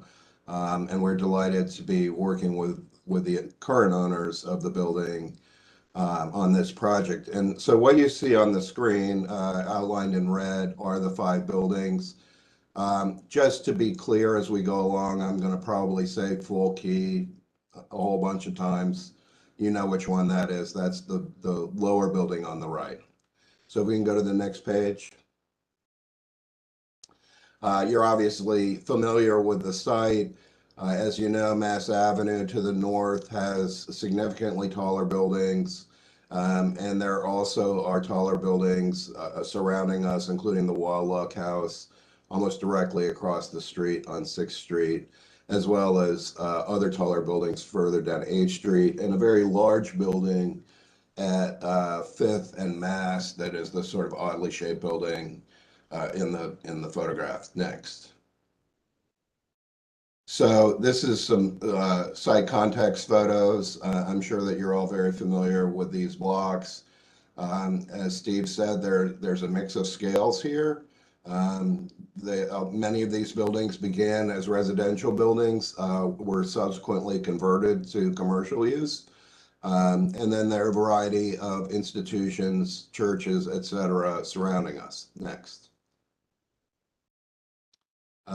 Same thing here. You see the Wallach House on the left and the Fairfield Inn on the upper right, which is again a much taller building. Next.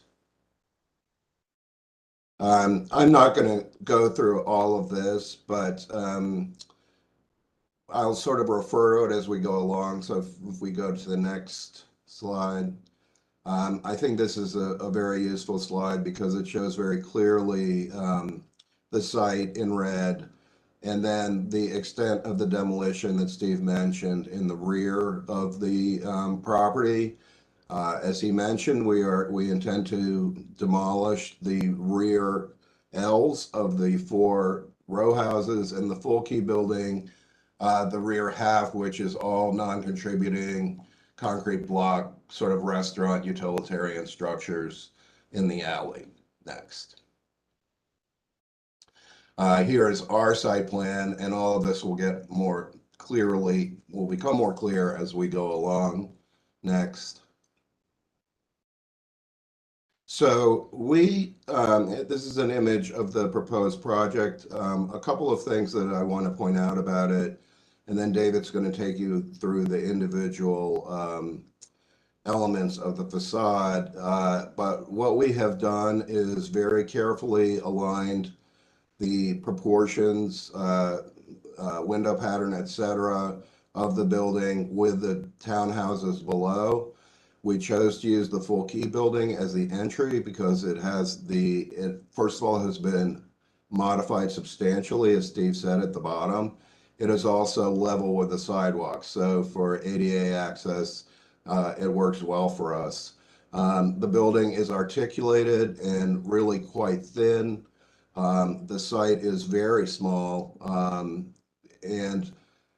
Again, as Steve mentioned, we have retained the first 30 feet of the townhouses in their entirety, and we'll see some more of that in the plan next.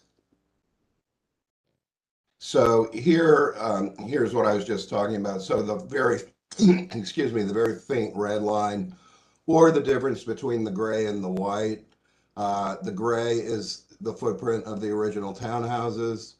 You can see that we've aligned our circulation with the rear of that. All of that brick would be exposed in the building, so that you have a sense of what was there, what was original, and what was the addition. Next. The plans, these are all 1-bedroom, 2-bedroom units. Next. One other thing that I should point out, though, I'm sorry, go back one, apologize. We are proposing that the English basement, let's go back one more, I'm sorry, thanks. So we're proposing that the English basement, that those doors which exist, which were originally entrances, are the front entrance to these units. And then the units immediately above on the next page are also entered from the iron stoops, restoring the street life, which is missing now because those doors are not used currently. Next. And, a variety of plans. Again, the gray is the existing, the white is the new. Next.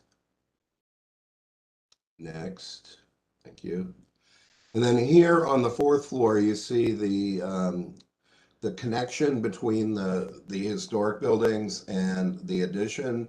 The public terrace, private terraces that you see there is a kind of a gasket between the existing roofs and the new building, and you'll see that a little more clearly in the sections.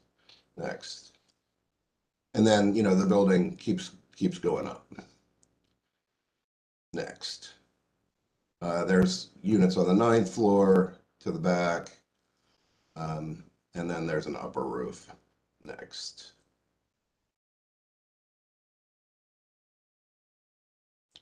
This is building data. We can talk about that at some other point. Next. Okay, I am going to turn this over to David Coxon, principal in our office, to talk about the facades, and hopefully you're unmuted, David. Can you guys hear me? Great. Okay. Thanks, Ralph. Hello, everyone. So as both Steve and Ralph have mentioned, we've spent a lot of time studying the massing of this building and the facades of this building and how the massing unfolds around the perimeter, and how we can best relate and correspond to the existing context. And this is the H3 elevation, which we were very intentional about responding to the townhouse bays and the townhouse fenestration patterns. And as you see pretty clearly here, our fenestration patterns of the bay on H is directly corresponding to the bays of the townhouses. And as you get to full key, which is on the far right, we've kind of broken the fenestration pattern and the massing a bit and are pulling that form out slightly, and use a 3 punch window configuration to correspond to the full key 3 window configuration. The other thing to mention on this elevation is the restoration of the existing townhouses. This is intended to be a first-class restoration of these townhouses. And other than the full key new storefront and entry into the building, our intention is to restore these facades, both the masonry repair as well as windows where there are original, repair them where they're not, provide a compatible matching window system. The doors, as well as even down to the painting. So we really want to preserve these existing facades in a really deliberate manner, and then have our new addition correspond to that, materiality wise and from a fenestration and massing perspective.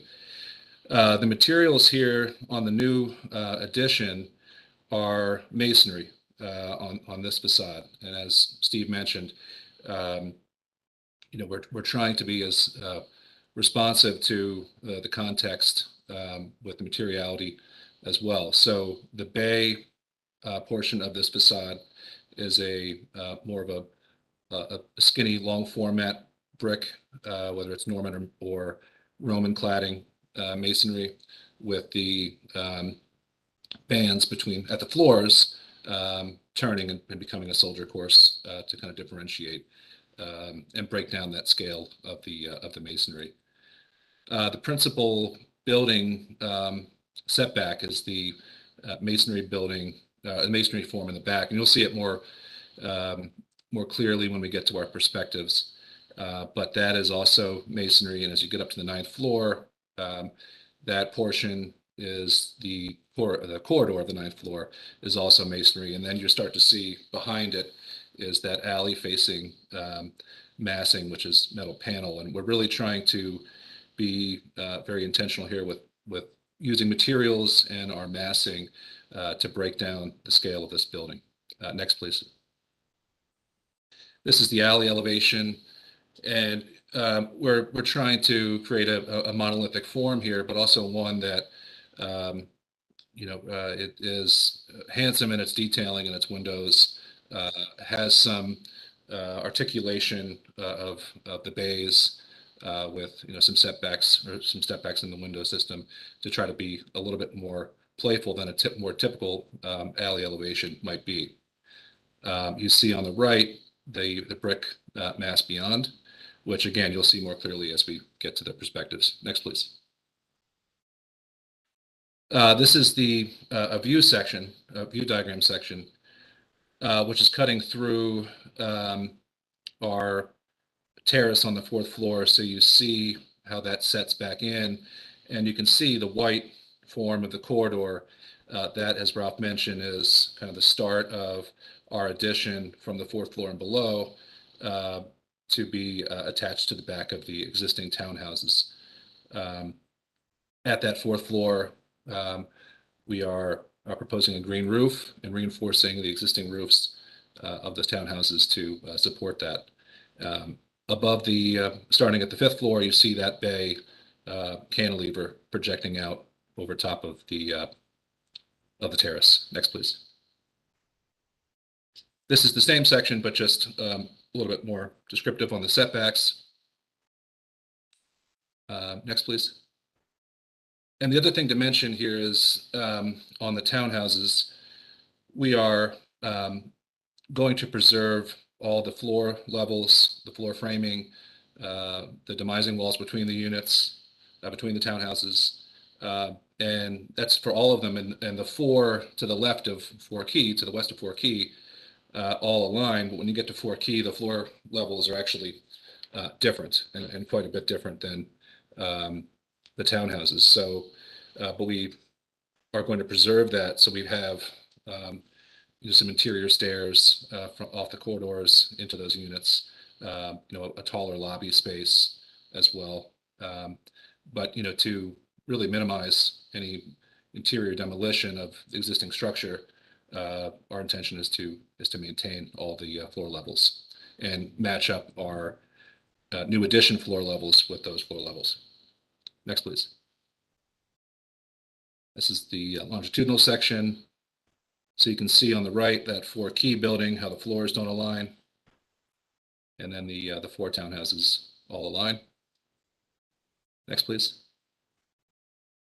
This is through the rear, or through the metal panel building.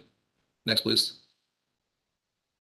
And then we start to get into our perspectives here, and you see how we're starting. This is a view from 6th across the street on H.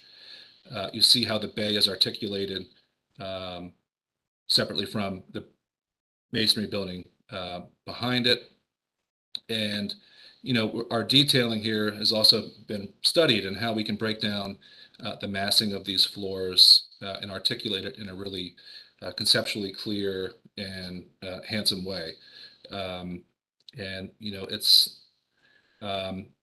you can see really kind of clearly here how those, the bay massing corresponds to the townhouse fenestration as well. Next, please. This is across the street, corner of 6th and H. And this is, you see, that's the masonry portion behind the bay. And then you start to see the monolithic metal panel building behind that, or massing behind that. Next, please. This is from 5th and H. And this is where you see kind of, this is all fitting like a jigsaw puzzle, and how these forms interlock, which Steve noted, and in a way to really break down these elevations so they don't appear to be so massive. Next, please. And this is a slide on our proposed exterior materials. And, as I had mentioned, our intention with the townhouses is to provide a full restoration, exterior restoration and repair of those facades.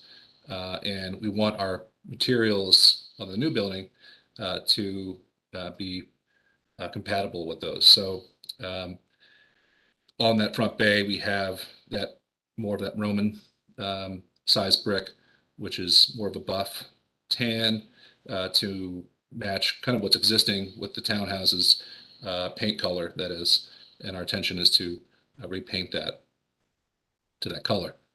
The red brick here you see is a Glengarry Cushwa brick, kind of a tumbled brick that is intended to relate to the red brick buildings around the context of that block.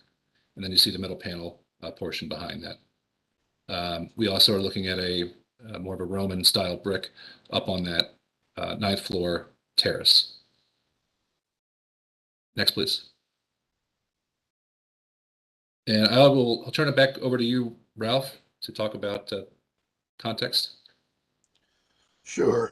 Thanks, David. Here you see the very tall buildings that are surrounding this site. And one thing that I want to emphasize that we did with the proportions of this building is to make it as thin as possible, which we think helps it to relate to the scale of the row houses. This is nowhere near as tall as any building around it, any of the tall buildings around it. So you can see that very clearly in this slide. Next. And from the rear, you see the same effect and the variety of context that's around this building. Next. And then these are just views all from, various different directions, axonometric views. Next. And then this is our final slide. These are sun shading diagrams, but again, shows the existing townhouses on the upper two axonometrics and the addition on the lower two. So we're going to stop here, and we thank Steve for his comments, and we look forward to the comments of the board. Thank you.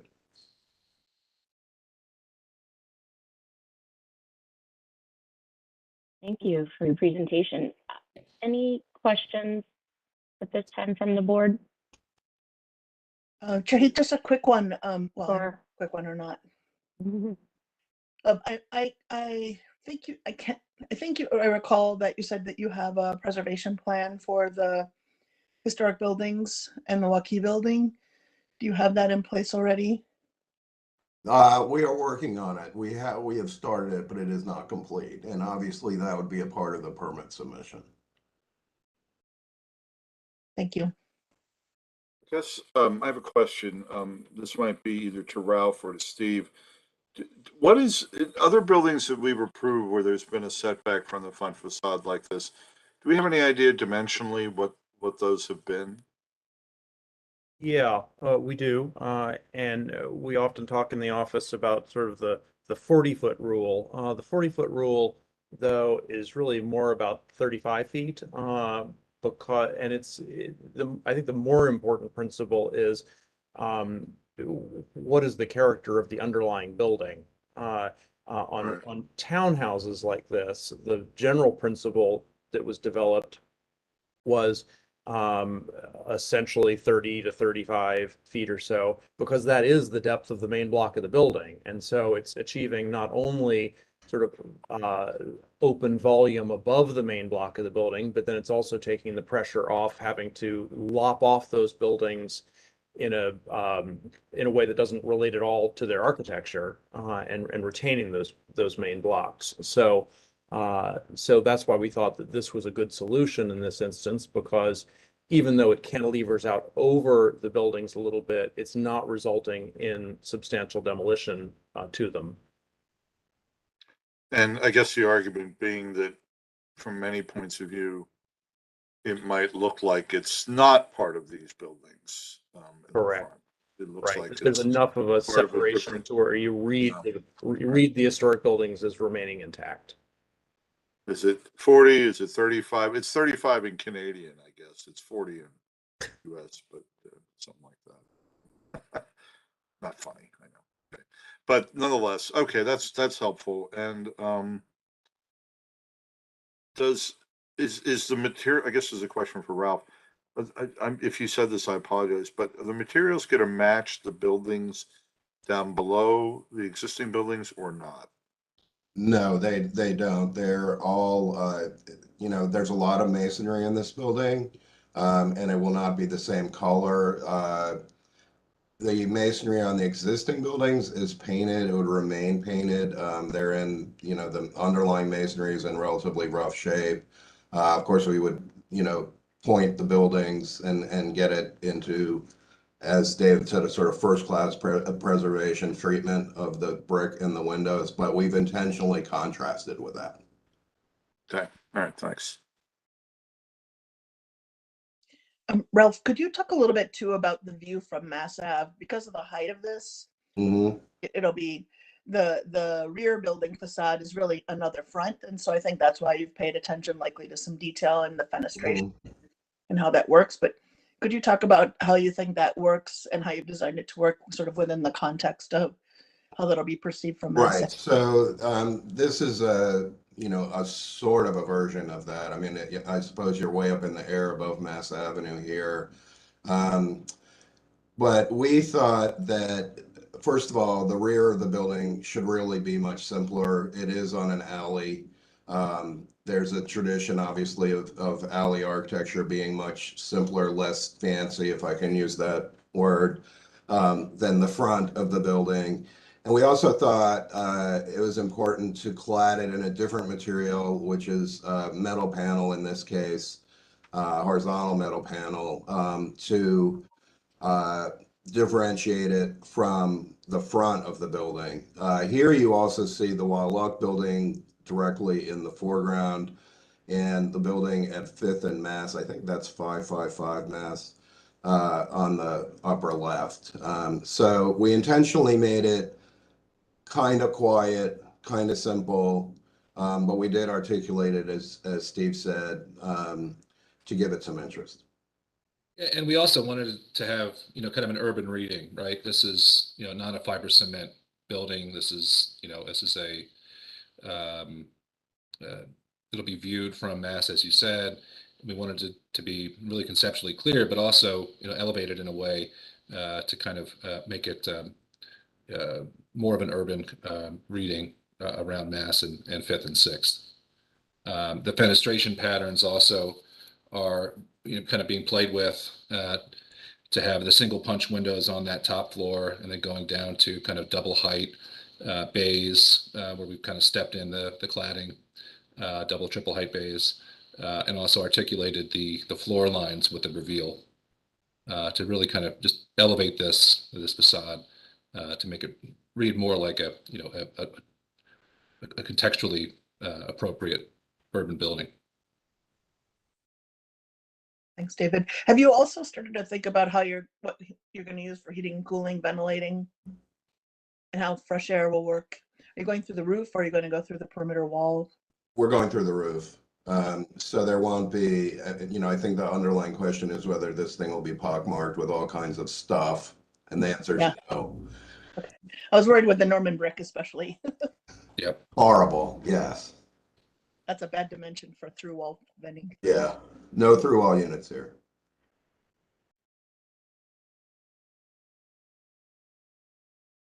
Okay, any other questions from the board?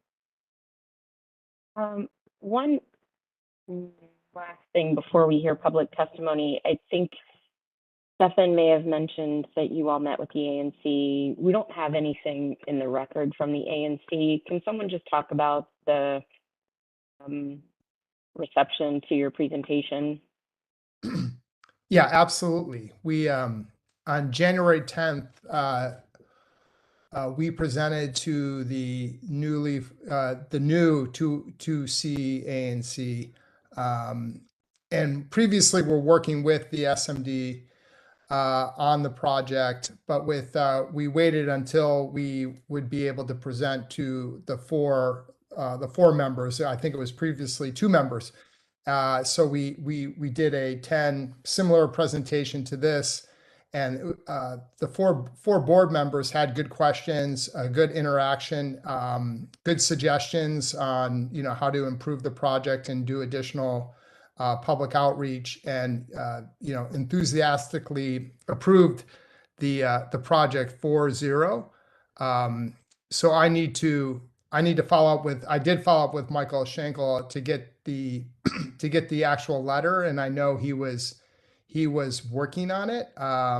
So I'm going to follow up with him again to make sure that gets in the public record as soon as possible.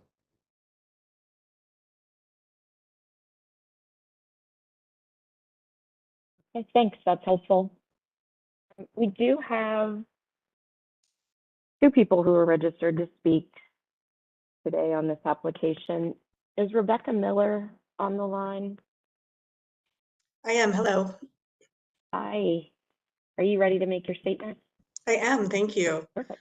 Good afternoon, Chair Heath and members of the board. My name is Rebecca Miller. I'm the Executive Director of the DC Preservation League. It's great to see you all today. DCPL met with the applicants yesterday to review 509 to 517 Each Street Northwest. Square 45, where this project is proposed, is one of the downtown historic district's most historically intact blocks for its relatively consistent building heights and integrity of the building stock.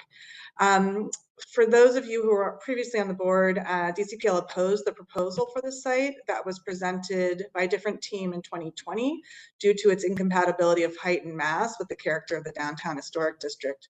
The current proposal is much improved. However, we do remain concerned about the compatibility of the overall height. Our specific comments are as follows. Reactivating the English basement and first floor street entries is a thoughtful move that will improve the building's relationship to the streetscape. The use of the full key structure as the lobby and service space is equally appropriate and sensitive. The materials chosen for the addition are compatible and well considered. The number of materials might be reduced somewhat as the design is developed.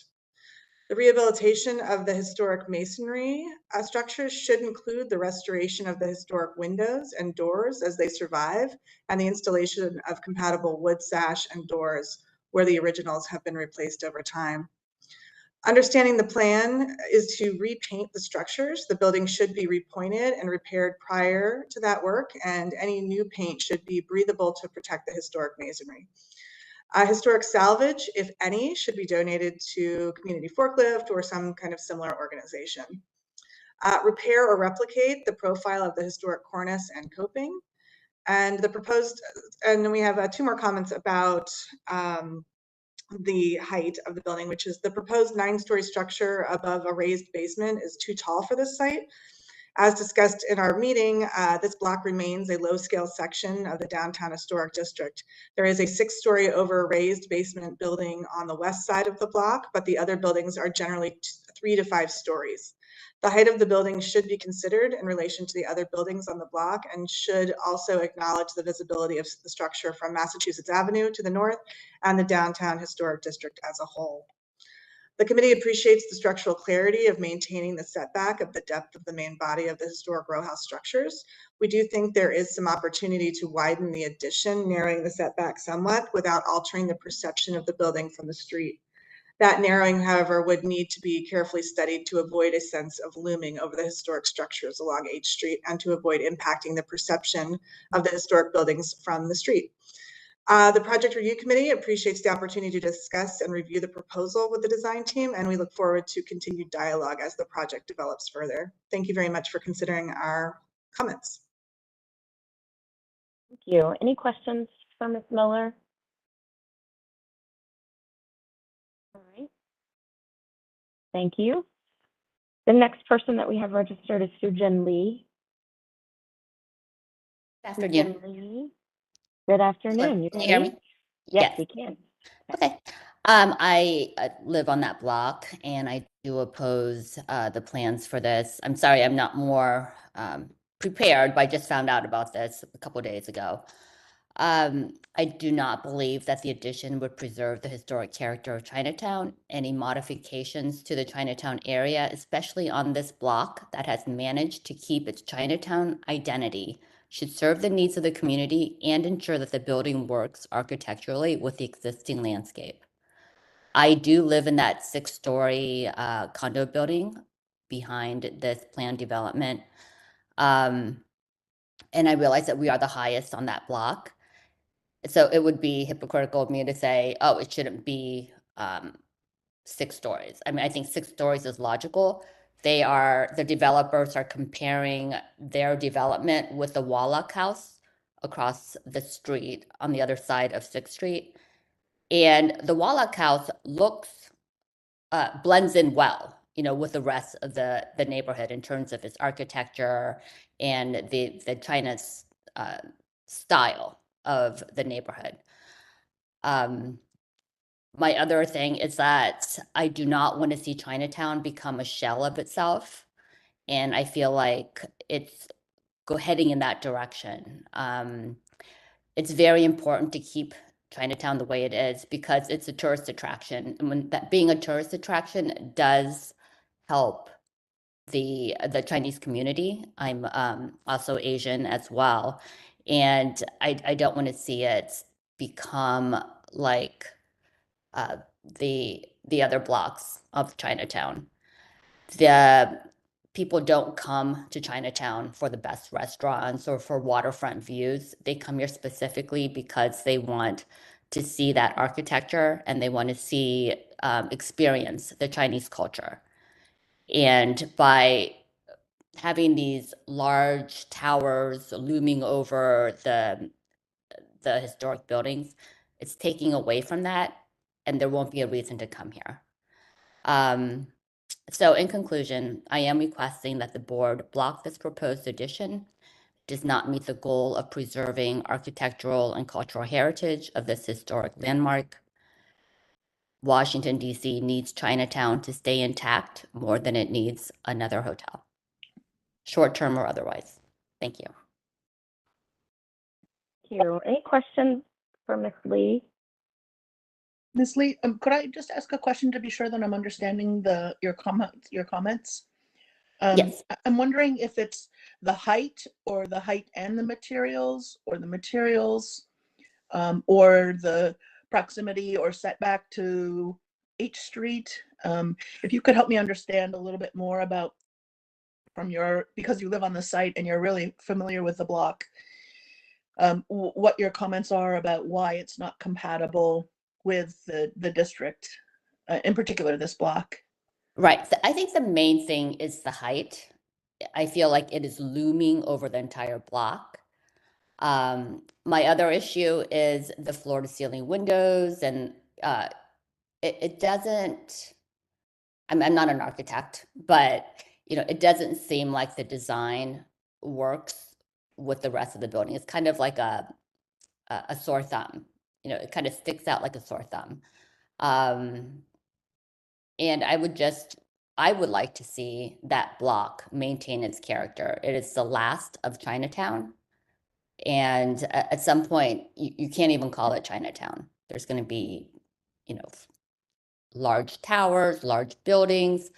They're always trying to develop it. And I understand that there is a need to continue. I mean, we need to look into the future. But I would like to see this block keep its height standard and also keep the general design of the block intact. Thank you. That's helpful. I appreciate it.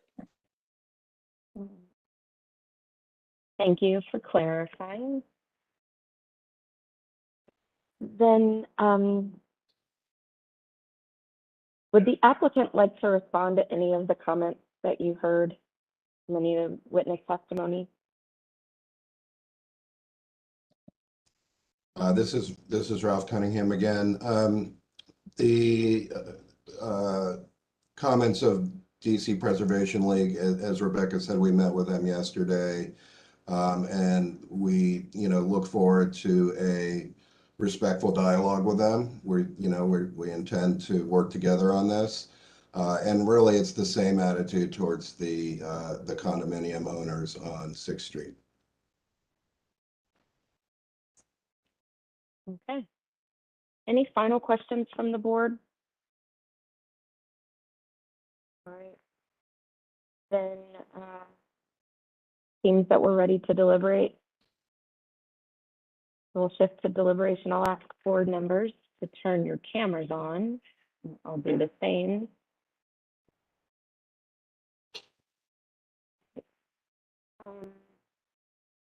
So from the perspective of the staff report, the real issue here is the height. There are certainly other areas of the concept that the board can make comments on, and we heard from DCPL the things that they had issues with or wanted to see refined as the design developed. I think I tend to agree with the staff report that this concept is much improved. I'm glad to see that the extent of demolition is significantly less than the proposal we saw at this site previously. I think it's tough to create a building that is this height within a block that is this low. And certainly, given the setback that tried to adhere to creates a really thin building. I appreciate the setback because that limits the extent of demolition, but I'm still struggling with the visibility of the building. from many vantage points, but particularly Mass Ave. If the board's previous determination on this site, when we had an 11-story building presented, was that the building should be 4 stories shorter, which would make it 7. This is sort of 8, but because of the way the massing works at the sides and the visibility of the sides and the rear, it mostly reads as 9 stories. So I think that's the part of the concept that I'd like to hear from the board on and discuss further. This is a really, I understand there's a lot of buildings around the site that are taller, but within this block, because the buildings are generally low, this is so highly visible.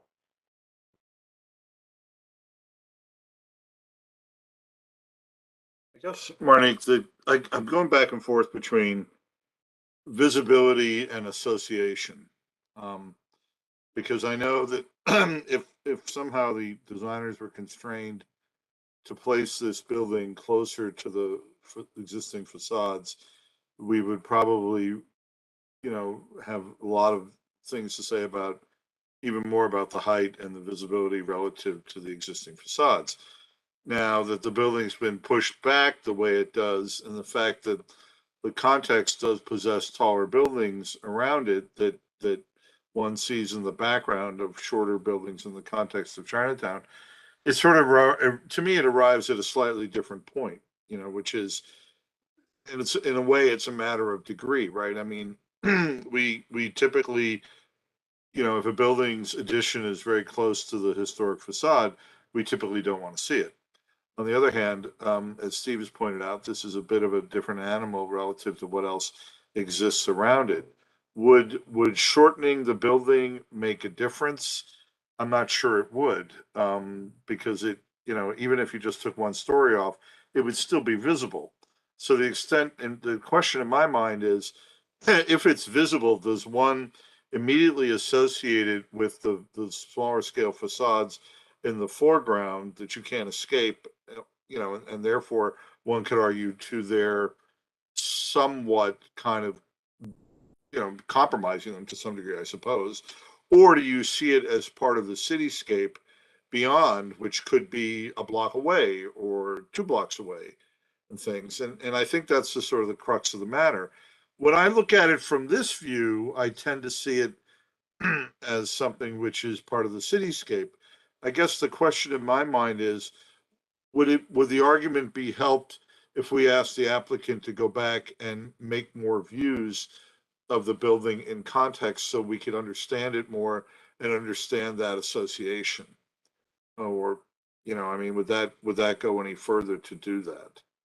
Yeah, I was sort of wondering something similar, because a lot of the views do make the addition look more like a hero, and you almost want not to have the views represent something that's not real, but in the context of the rest of the city surrounding this certainly could look like it fits, right? If you're seeing more of what's around it from the scale of the streetscape. And so that could really help the argument for this. I would agree with you that reducing by a floor isn't gonna make it really less visible, but it's set so far back that I'm not sure it's as visible as what the views represent just yet. I mean, I guess I'd be interested to hear what Gretchen thinks, but I think it's rather, nimbly done. I think nimble is a good word to apply to this. It's the thinness of it sort of helps. It's not a big fat thing, and I think changing the materials and the planar aspects of it tends to give it a sort of a kind of simplified elegance that I think potentially that would be nice in the skyline. And when I look at it at this view, I don't necessarily think it's a building that's been built behind these historic buildings. I see it as much more as part of the skyline. Mhm. Other thoughts? I agree with both of you. I think I agree with both of you, and then I have some other things maybe to see what you think about as well. But I do think I'm really curious about what the view is like, and I've been trying to, through Google Earth, sort of imagine this building and superimpose it as I was standing on Mass Ave to see what it looks like, sort of cast against the skyline, to understand specifically that elevation that I asked Ralph about, and the design of it. I think it's gone a long way to detailing it to, even though it's an alley elevation, the detailing I think recognizes the visibility of it.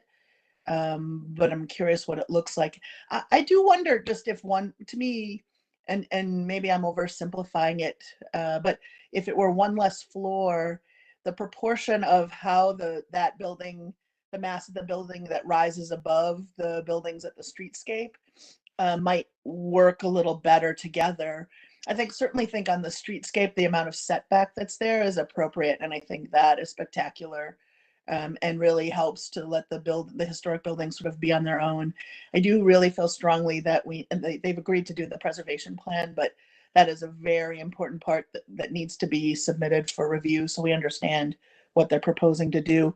Even because part of the building looks like they're going to drive some columns down through the backs of these buildings to support it. I think that's a big distance to cantilever all those levels on, but how they're doing that, I think, is important for us to know what they're doing to the street facades and then how this works together. But I agree also that it's a very nimble and sort of precise solution to a very tight spot, and I think it's done deftly and well.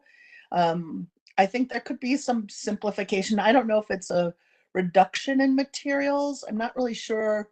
I feel like there's a lot going on and it's busy, and I can't put my fingers on a way to say, like, well, if you just did this or just did that, it would simplify it, different than some other projects that we've had submitted where we would say you could have a few less window types, or you could have you need to have maybe just 3 types of brick, or something like that.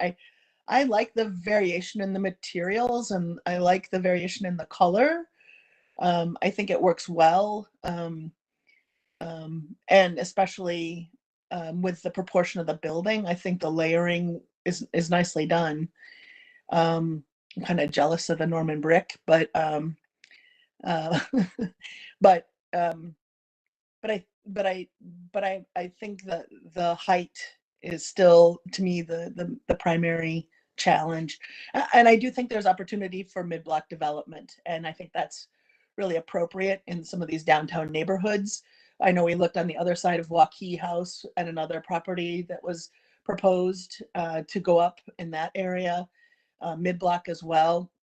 And they had some challenges because of some of the significance of the block and the mid-block activities. But this is, I think, a great opportunity because they don't have that mid-block significance and activity and heritage to consider. Provide some opportunity for additional density mid-block. And then when you're walking around and within the historic district, I think you'll recognize there's a building there, but you won't recognize it as being immediately looming or too close to the street fronts as this is designed. So I think it's good, but I would also be interested in the views, more long views, and understanding what it looks like from Mass Ave. And I wonder about one less floor. I'm curious, I'm looking back at the cover of the presentation, and I'm not sure if the red dotted line is really representative of the height, but from this vantage point, it looks like what I would expect given how far it's set back. And I think having views of the building collaged in the context would also be helpful. That's interesting. I thought oh, sorry. Go ahead. Mm-hmm. I thought the red line was just highlighting the historic buildings. I didn't know that it was. I wasn't sure because, I wasn't sure. That could be. Can we flip back to what you're talking about, Steve? Just so we know, since that seems to be an issue. Here, thank you. By the way, I also want to, I think the DCPL comments are good ones, and I want to just throw my support behind having the preservation plan for the building. I think that's a very good idea, and absolutely it needs it. I do think, I wonder if this would be served by having the views we've asked for either come back as a resubmission or on consent or something like that, because I think it's the building does merit that. I don't, I like the facades fronting H Street. The rear facades, I give a big meh on those, and if they're really going to be so visible, then I think they probably need the same attention that the front facades have. I think that's fair. Monique, I was reading this view as merely identifying the site of the historic buildings, and that red line is not the top of the new construction. Yeah, Ralph, Okay. is that accurate? That is correct. Okay, perfect. All right, so then Steve, is there a view they've included that shows this view with the building in it? There is. Yeah, there's in one of the white model perspectives, Steve. Yep. Getting there. Okay. It's like page 26 or 25. That's sort of a somewhat different perspective. Yeah. And then 26 is a little more oblique. A lot of the views feel like you're pulled back a little bit more than you might be in reality. And that is going to make the building appear a little larger. And maybe that's my perception in these views, but It's funny, in the view that was up there for a long time, the height of the building seemed less of an issue. In these two, if we could toggle back and forth between, those two, the height becomes, it just seems it's more present, I think, in this one as an issue than in the earlier one we were looking at. Yeah. In the one you just had up, Steve, I could see how, or go back one maybe. This one, I could see how 1 story less could feel. Yeah, I would better agree. I would within the agree with that. context. Yeah. But I think you're so close here that it would be beneficial to allow the applicant to go back with the architect, certainly, and provide some different views with the context.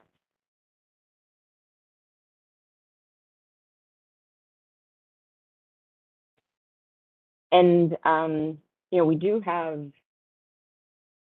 mostly support here. I'm not sure if any of it will depend on whether there's opposition to this as to whether it comes back on consent or not. But I'll leave that to you, Steve. Well, are you saying consent if they remove a floor, or consent with additional views?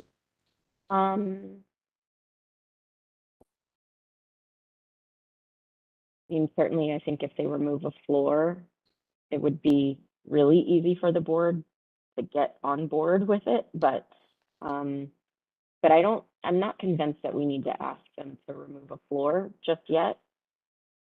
And I'm not saying they should come back on consent for sure. It sounds like you guys need the additional views to sort of make your decision. I think so. Maybe we should just ask for those and then have it come back. Yeah. Well, I guess one of the questions I have with this view is, and the one you would see it frontally, surely for sure, like the other view you were just showing, Steve. But right, the ones on the oblique is probably how you're going to experience the building more than anything, right? I mean, we're walking up and down the street, we see things on the oblique as we go through the city. So I think that's kind of, these are very helpful. This view in particular for me does, the height is less of an issue with this one. I think what happens in perspective, though, is you get closer to the building, the sense of its proximity to the historic facades increases because of the height. If you go to one of the other ones, Steve, where you're standing closer to it there, yeah, it does tend to seem closer in something like that. But and the height is not necessarily a problem for me per se, but I wonder if there's a right if there's a right height with this.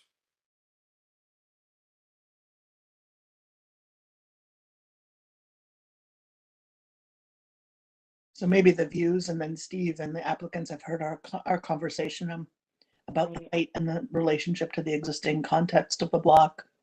Mm-hmm. And then the views as it's set in the context of the neighborhood both. Yeah, I think that would all be really helpful.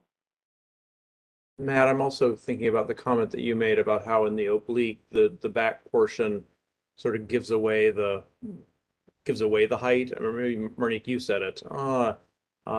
And not to add complexity to that, but maybe that top floor on the metal panel piece should be a different color. Maybe this is the same metal panel, but like a lighter color that relates to the color of the front piece in some way, so that it graduates up and carries that cornice line that I think is very effective for the front portion of the building at the 8th floor around the rest of the building. I think that's a good observation. Yeah. Yeah, that could be helpful. Mm-hmm. Martinique, I was gonna say that's kind of what I'm struggling with. It's not so much the height of the building; it's that the two buildings are so different, and I don't know. To me, and someone may have said this, and I stepped away for just a second. The buildings are just so different to me that I don't know that removing a floor would make a difference. I don't know that these two things, in my opinion, like relate to each other. And that's sort of where I stop and start with my comments. Okay. Well, I certainly think that continuing that 9th floor facade treatment, the materiality, lightening that top could help. So yeah, I think that the applicants were showing sort of a masonry on the front and the dark metal panel on the back, but I'm wondering whether or not all of that becomes the same material on both pieces and it's lighter in color to not put so much darkness at the top of the building, and also to weave the two pieces together at the top. Yeah, looking at page 8 in the 3D views, the front portion of that penthouse level does read as lighter. It didn't in the view you were just looking at, which I think is more representative since it includes the materials, but yeah, there. You're right, it's light colored there. Mm-hmm. So that could be helpful. All right. Okay, so maybe we need to bring it back after we'll coordinate with the applicants and maybe not take a vote today and bring it back to you guys next month or when they're ready. Yeah, I think that's best. We're almost there. And speaking for the applicant, thank you all very much for a very robust conversation. This is a challenging project, and so I think we're on the right track. I think that there are some details that we need to address, and Gretchen, I completely agree about taking some photographs from Massachusetts Avenue and really superimposing the building on it from sort of eye level, and let's see what we see there. I'm curious myself. Very good. Well, thank you. Great presentation. Thank you, everyone. Great. Bye-bye. Appreciate it. Bye. Okay. We are ready for our next application, which is in the Mount Pleasant Historic District at 1644 Park Road Northwest. Staff ready to make your presentation? Certainly am. Thank you, Perfect. Madam Chair. This is Tim Dene. Okay. This project consists of first, partial demolition, including demolition of a rear wing, an original rear wing, and floor assemblies. Second, the construction of a sizable two-story rear addition. And third, various other alterations and repairs. The rear wings along this 1906 row of semi-detached houses are pretty intact. The board could refuse demolition of this wing for that reason, thinking of some precedents in Capitol Hill, but we believe that the replacement of the wing here is consistent with the board's general practice of balancing the strict preservation interest with the adaptability interest, two purposes of the preservation law. In this context, the proposed addition is about as big as it should be, but such an addition is compatible partly because of the much larger building immediately to its east, and because it appropriately steps down from the main block, retaining the rear mansard roof exposed.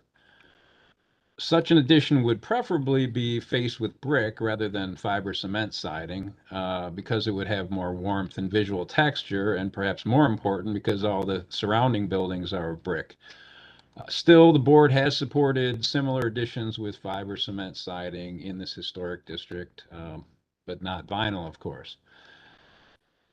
Added to the demolition of the rear wing is the proposed removal of the floor assemblies, which we believe in toto constitutes demolition of the building in significant part, a matter for the mayor's agent. We would instead recommend that the applicant revise in order to largely retain one or the other, the wing or the floors, to limit the overall level of demolition. And finally, there's a number of alterations and repairs that are inadequately specified for a permit application. Staff can handle the review of revisions on these smaller matters, of course, but we raised a couple of specific issues, such as reducing the amount of shifting of openings on the east side of the building and eliminating at least the forwardmost window on that side at the third floor behind the mansard. Because the drawings are still really at a conceptual stage, the Historic Preservation Office recommends that the board approve the project conceptually with a delegation to the staff of further review, but only under the conditions that the floor framing be mostly retained, compatible exterior repairs and replacements be specified, including but not limited to the windows, compatible siding, windows, and railings be specified for the addition, and the new openings be revised somewhat as I have mentioned. Alternatively, if the applicant wishes to proceed with a permit application for the level of demolition now proposed, the application may request a hearing of the mayor's agent. Thank you. Thank you, Tim. Is the applicant ready to present? I believe so.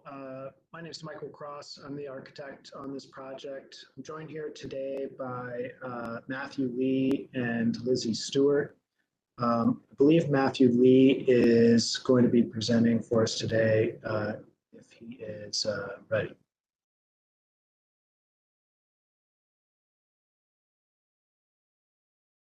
I'm on if you all can hear me. Now we can, yes. Perfect. All right. In that case, I get started here. First page.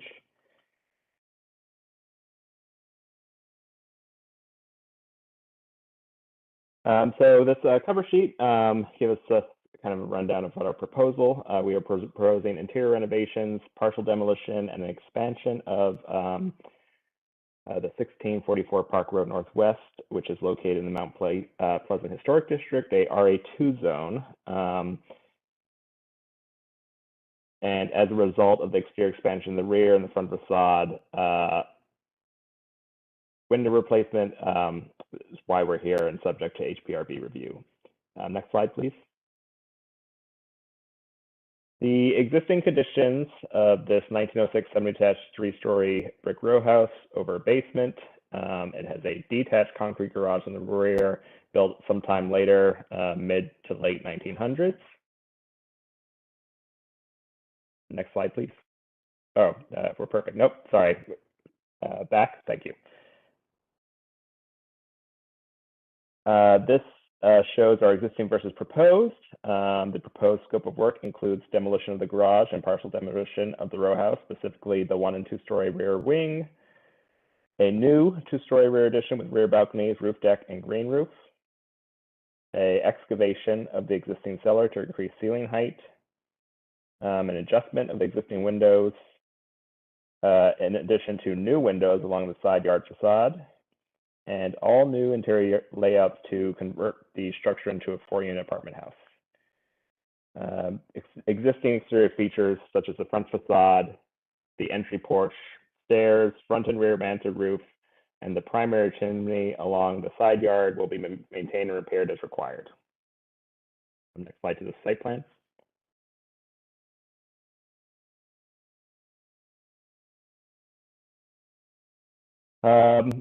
Nope. We'll also include some site work.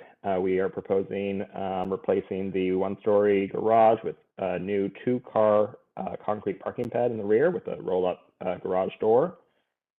We are replacing the concrete side yard, walkway, and stairs on the property. And there will be new landscape in the front yard, including ground cover and hedge height shrubs along the sidewalk. Next slide to demolition. As we've mentioned, the interior scope includes a full gut to make way for a 4-unit layout. Next slide to the new plans. One more. Thank you very much. This and the next slide include the 4-unit layouts, which are family sized with units ranging from roughly 1,000 to 1,400 square feet and split between 2 3-bedrooms with 2 baths and 2 2-bedrooms with 2 baths. As mentioned, I'm sorry, next slide to the facades. Thank you. The front facade, entry porch, and stairs, mansard, and dormers will be maintained and repaired as required. Existing windows will be replaced with more energy efficient double hung windows to match in color and style of the existing double hungs there, including the multi-pane top sash. And if we go to the next slide, which includes the side yard facade, yep. The existing fenestration on the side yard will be adjusted, enlarged, or infilled to accommodate the new interior layouts. Pairs of new windows will be added near the front corner on all floors. The next slides are sections, but in case we need to review them in later discussion. But we have been working with OP staff on this site prior to our client purchase and plan to continue to work closely with them through this process. We had a ANC meeting on Tuesday, and I'm not sure if you've received their report, but they unanimously agreed with the staff report that they were provided. And happy to take any questions you may all have. Thank you very much. Thank you. Yes, we do have the ANC's resolution providing their support under the conditions that are consistent with the staff's conditions or recommendations for the project moving forward. The retention of a significant portion of the historic floor framing, exterior repairs and replacements, siding and windows and railings, more clear and in a compatible manner with the existing structure and character of the neighborhood, and ensure that any new openings in the structure are consistent with the existing structure and the board's precedent. So they're very much in line with the staff's recommendations. Board members have questions?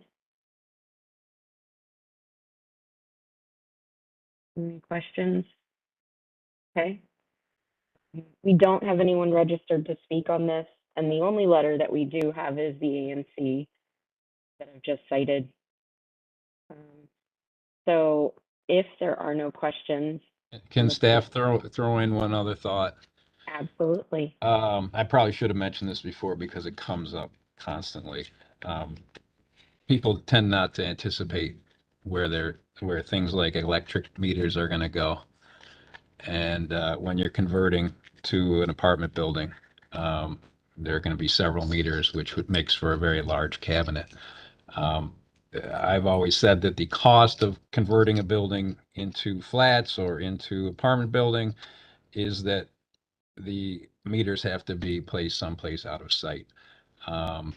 And this is something that sometimes comes up after the fact with permit revision or none at all, an electrical supplemental permit, which we don't see. So the meters are either going to have to be put on the side of the building or under the porch or inside or something like that. I'm telling you that to anticipate it when it reaches my desk. Much appreciated. We Thank will, you. yeah, we will agree with you on that expectation. So I am prepared to support the staff report on this, which would support the concept generally with the recommendations that the staff has pointed out and I've highlighted. If you're offering a resolution, I'll second that. That's perfect. Perfect. All right. Thank you, Andrew. Any further discussion? Then all those in favor signify by saying aye. Aye. Aye. Anyone opposed? Great, then the motion carries. Thank you. Thank you very much. And thanks, Kim.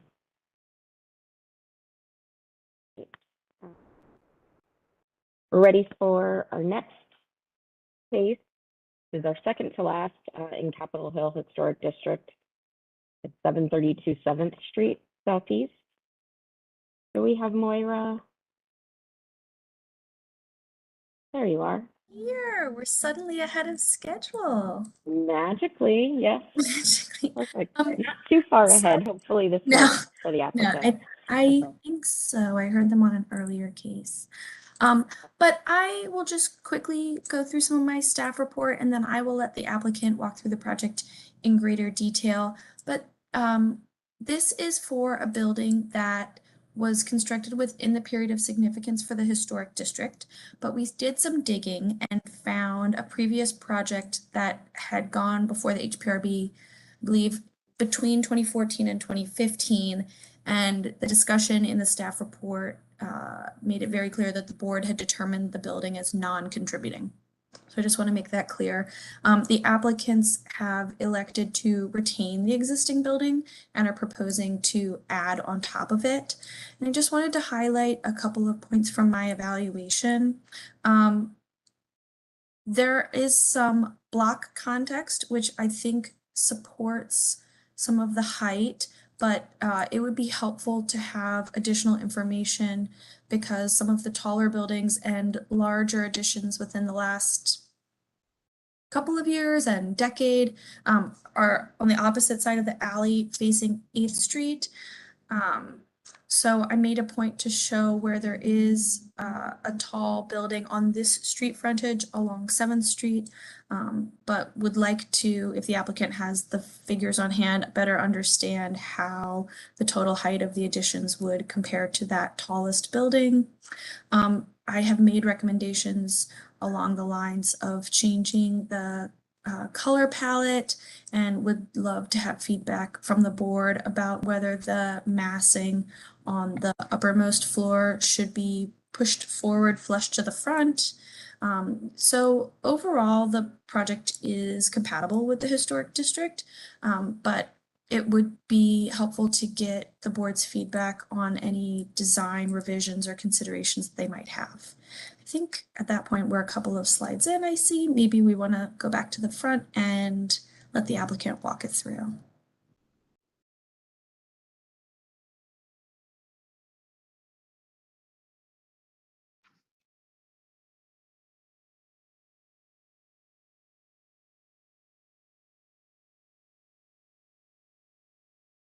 We can't hear you still. Okay, I just wanted to make sure that I was ready to go. Okay, yep, now you're all set. Okay, great. Thank you, Madam Chair, members of the board. I'm Charles Warren, a principal with Tays Warren Architects, and we're the architects of record for this particular project. Just a quick, I have a very brief presentation and then be happy to open it up to questions that the board may have. As noted in the staff report, this is an existing PEPCO substation building that has been decommissioned. The zoning, just to give you a sense of what that is, it's an MU4 zoning, which is a mixed use kind of medium density commercial zoning here with a 50-foot height maximum and a 2.5 FARs baseline zoning envelope. It is a non-contributing building as noted in the staff report and was built in 1941. Next slide, please. Just to give you a sense of the context that's neighboring the building. So there is a 15-foot alley just to the north, and you can see that in the upper left photo with a 3-story residential apartment building to that side. Just to the south is a contributing building. That's the 2-story building with the green awnings that you see in the photo number 2. And then there's some lower density commercial buildings, 2-story commercial buildings that are, I think those are non-contributing as well, just to the south. The rear, the alley side, you can see there's a pretty deep addition to the building that's just to the south. That's the sort of graffitied concrete block addition that you see in the alley and photo number 3. And then just across the street in photo number 4 is some relatively new construction. I think it's early 2000 contextual low density residential buildings. And photo number 5 is directly behind the site at 732, which is a large 4-story addition to a building that fronts on Barracks Road. Next slide, please. Just to give you a sense of some of the uses that are in the neighborhood. So it's a bit of a mix of uses along 7th Street. You can see number 1 is our subject property. There's some mixed commercial uses along that stretch, as well as Barracks Road that's just to the east, and then the Marine Corps Barracks is just on the other side of 8th Street on the far east. And then on the left side to the west is all low density single family. Next slide, please. This is from History Quest, just to give you a sense of some of the age of some of the buildings that are surrounding the property. So just to the south of the property is a relatively old contributing building, but the 7th Street, this particular stretch of 7th Street is a little bit of a hodgepodge of non-contributing buildings and some older buildings peppered in. Next slide, please. Just talk a little bit about what we're proposing to do here. So we are proposing a mixed use building, ground floor office commercial space, and then 3 residential apartment units above that. We are proposing to retain the building. We think it's kind of an interesting building and really looking at a way to reutilize some of the existing structure there. We are proposing a rear addition at the ground floor and a vertical addition above it, of 3-story vertical addition with 2 stories of that in the brick that you see in this image, and then the 3rd or the 4th floor setback clad in the standing seam metal roof. I just wanted to note that we are planning to stay within the MU4 zoning parameters, the baseline parameters. We are not seeking any additional bonus density or height, so no penthouse structures, or excuse me, any bonus density. And we're also not seeking any zoning relief for this particular project. Next slide, please. Just speak a little bit about the design and what we're proposing. You know, the existing building is not a particularly friendly building to 7th Street, as you can see some of the photos. But we do think it's an interesting building, and there's an awful lot of concrete in this building. So we were thinking about ways that we can reutilize the existing structure. 1, because it's interesting, and 2, also the just sort of the amount of carbon footprint of tearing a building like this down. We were a little bit opposed to doing that. So what we looked at doing is really retaining that existing portal frame that's already there. It's kind of nice stonework and the base course that's already there, and see if there's a way we can kind of, you know, make that a special bit of an element on the building. So we've created a little bit of a portal frame there, flanked with sort of smaller cut-like glazing that's a little bit evocative of picture windows or show windows that you might see in the historic district, but also has a little bit of that industrial character that I think is appropriate for the existing building. And then we were looking at doing a two-story addition above that, clad in brick, with a pretty standard 3-window fenestration pattern of punched openings there, and then setting back the 4th floor and cladding that in more of a standing seam metal roof type of material, so it feels a little more recessive, but a little bit more like a roof structure that you might see in, you know, on a rooftop.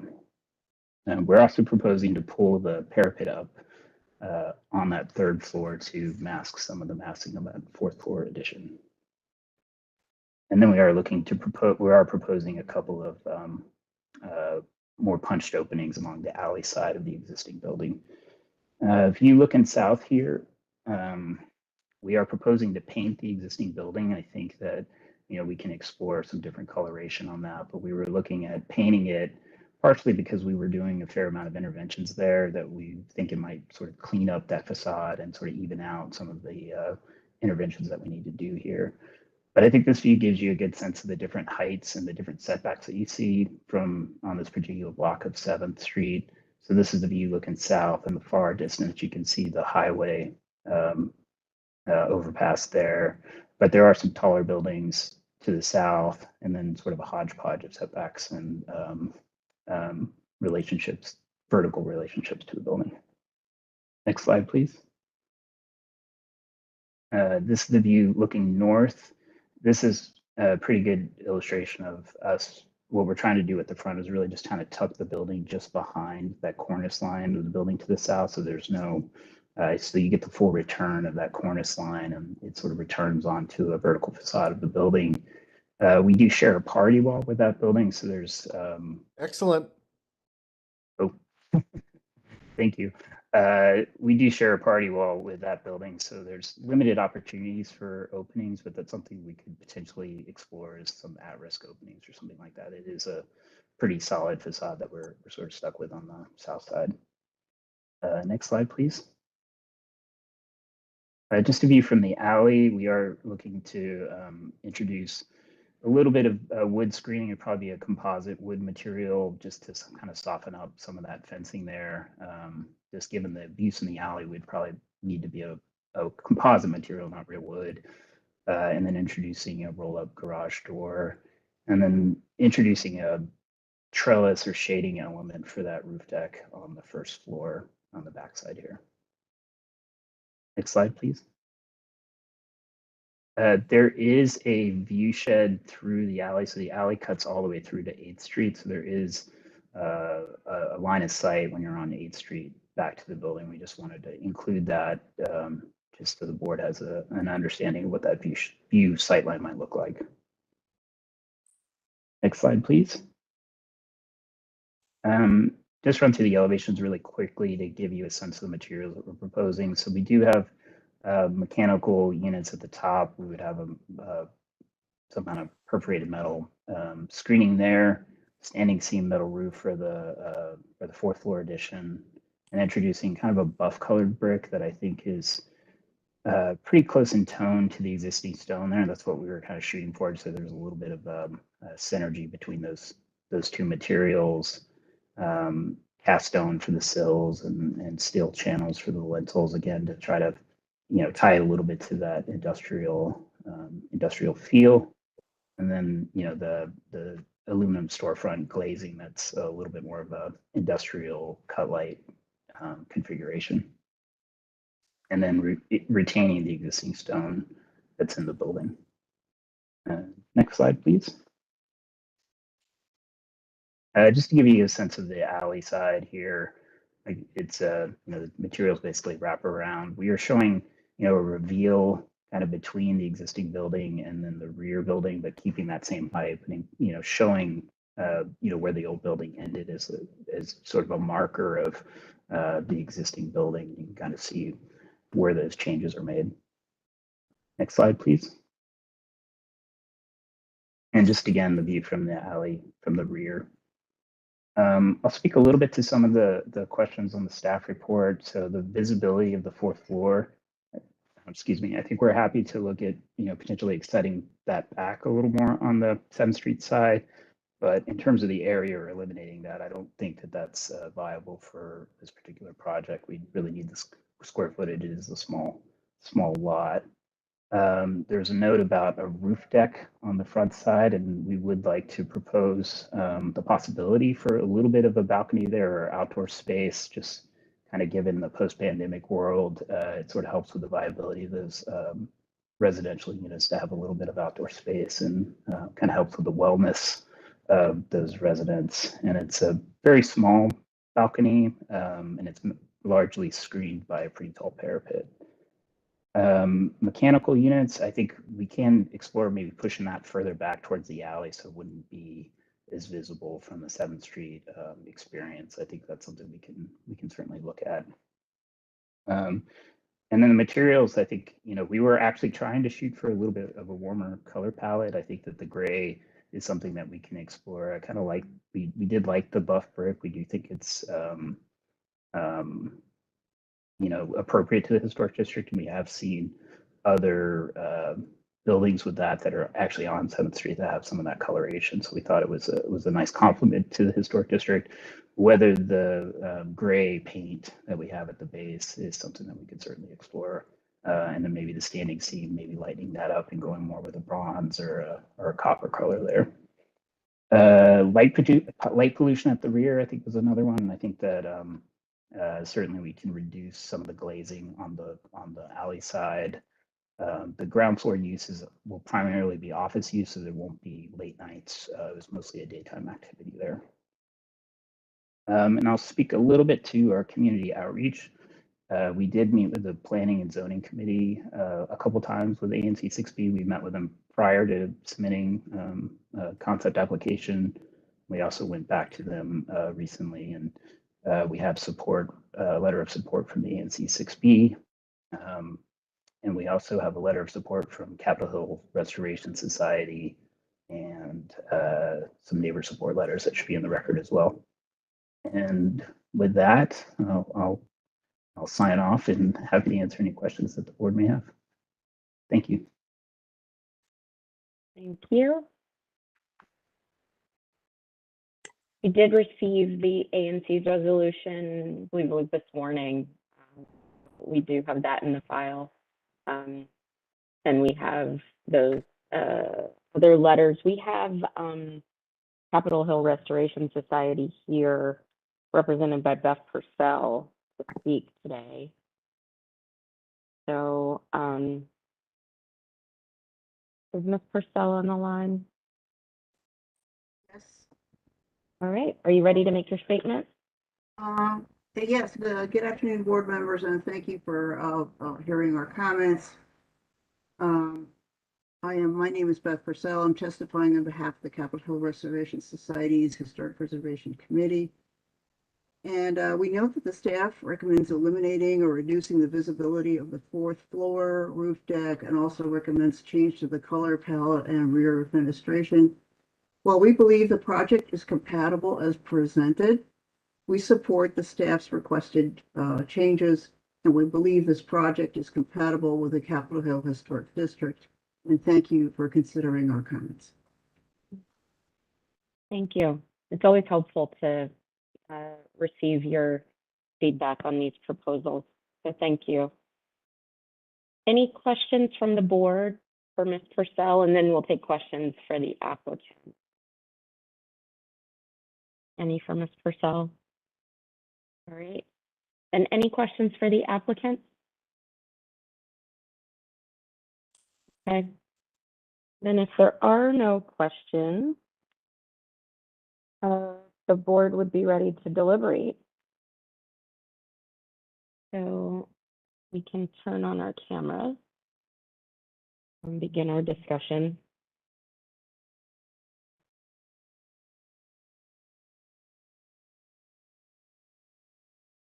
I don't believe, I just have one more question for the applicant. I don't believe you addressed the pergola, which was another comment that the staff made. Before we deliberate, could you say that you were in agreement with eliminating that? It's not something, I was questioning whether it was typical in this historic district to see a pergola. How would you respond to the staff's comments about it? It's, I would agree that, well, maybe in a commercial district, I think it is a little bit odd. We are not wedded to it. Okay. And I think that, we were just trying to introduce a little bit of shading to that roof deck that's back there, but certainly not wedded to it.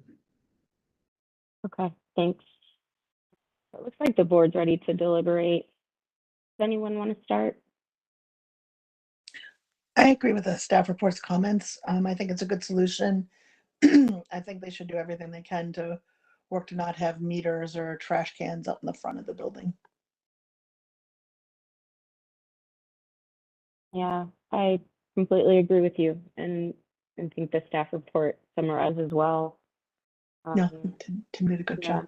All right, so then I will make a motion that we support the staff report, generally supporting the concept, but with the comments that the staff has requested. I'll second. Okay, thanks. Any further discussion?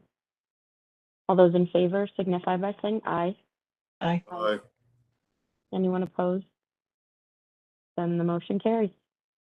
Thank you. Thank you. We're early. Yeah.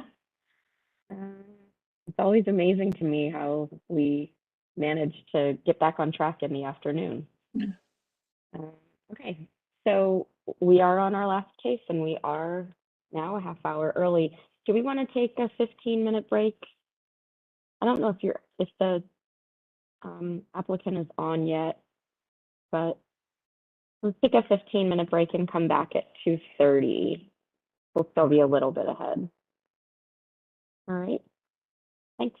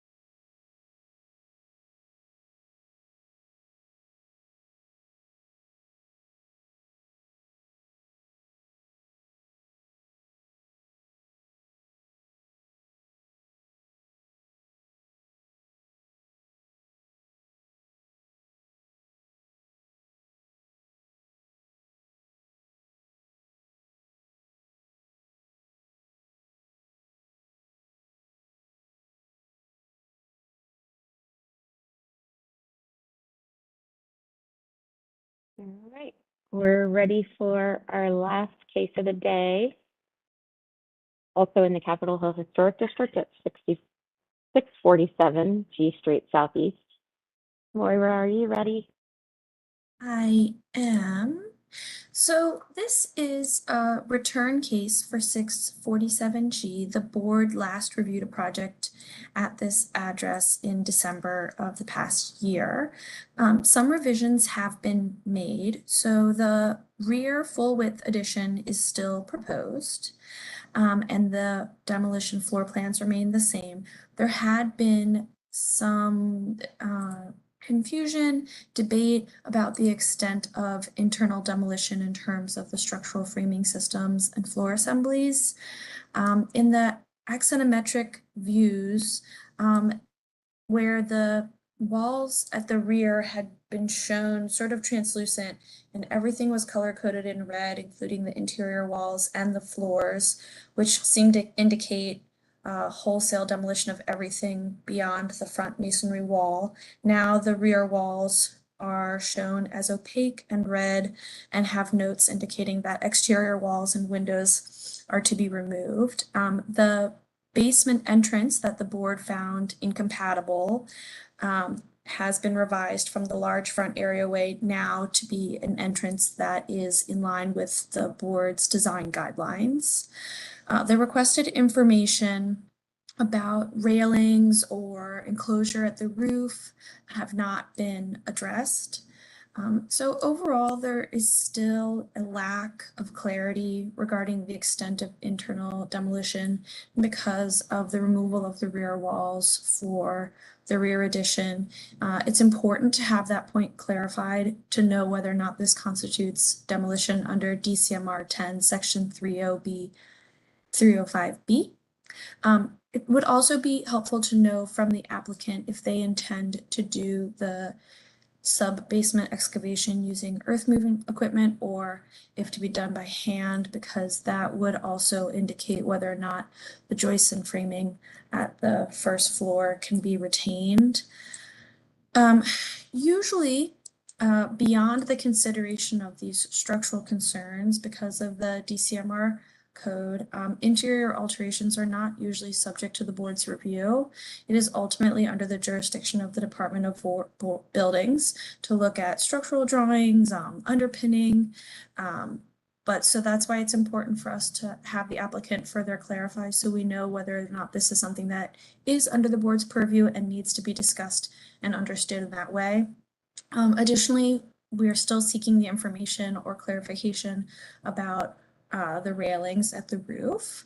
So overall, we found the project as revised to be compatible with a few conditions around getting the clear information on the demolition and also to stipulate that no visible railings or enclosure be added at the roof.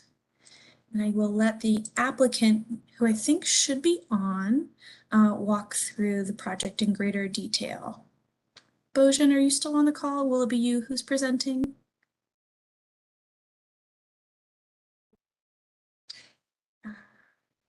If you're speaking, we can't hear you. Muted.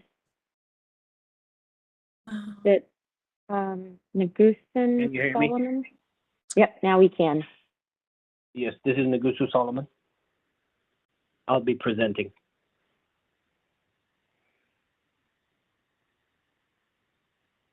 So this is our second round.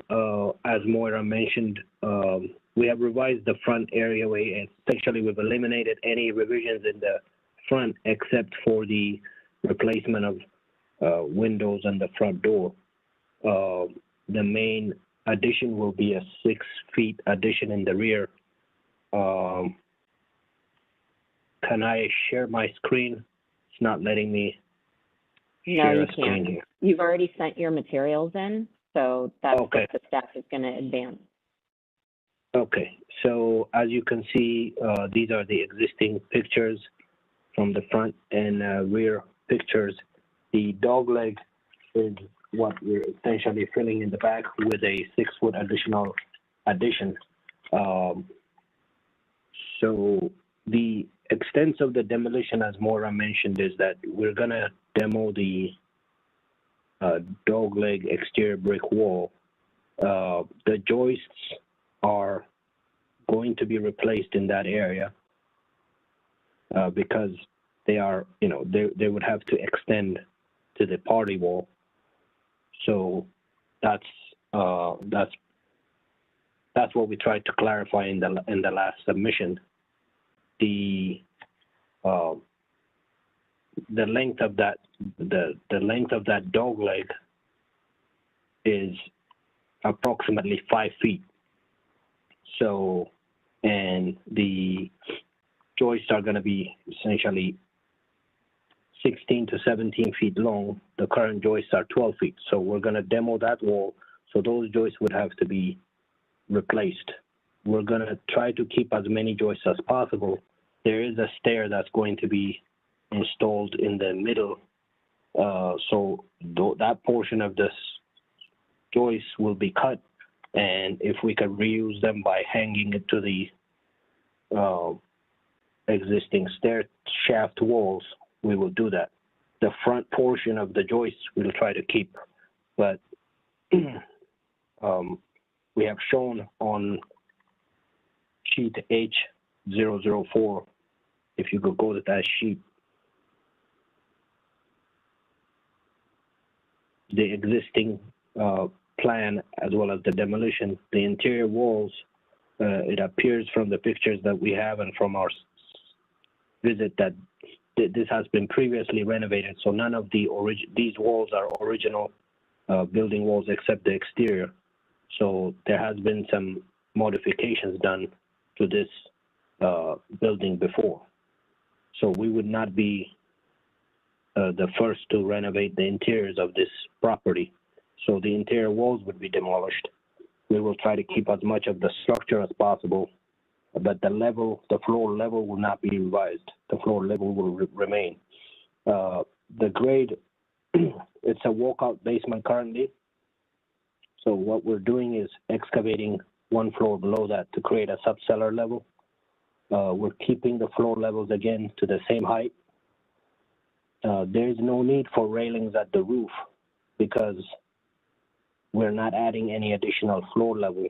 So all the roofs of the adjacent properties are at the same level. Therefore, there's no need for railings.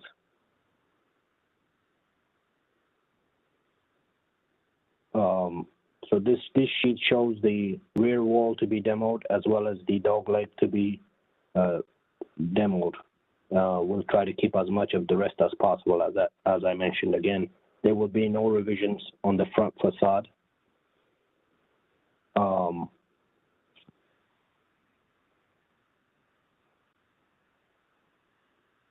So if you go to sheet H006, the next sheet,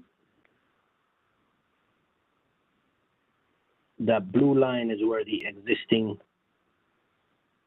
building ends. So we only have 195 square feet of addition in the rear, which is a 6.9 feet addition in the back, plus the infilling the dogleg. We have an areaway in the back where it will provide additional light for the sub-basement.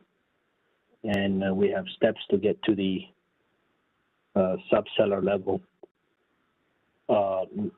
This area is hardly visible. We've provided some pictures from of the exterior from the rear. It's from the alley, it's very hardly visible, the addition. So the impact from the rear would be minimal.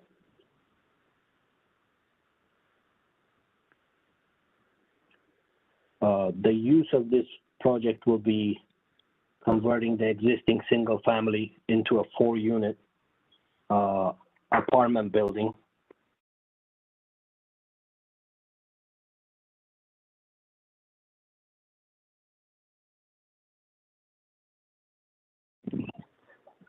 Sorry about that. So that is the intent of the use, and that is shown on H007.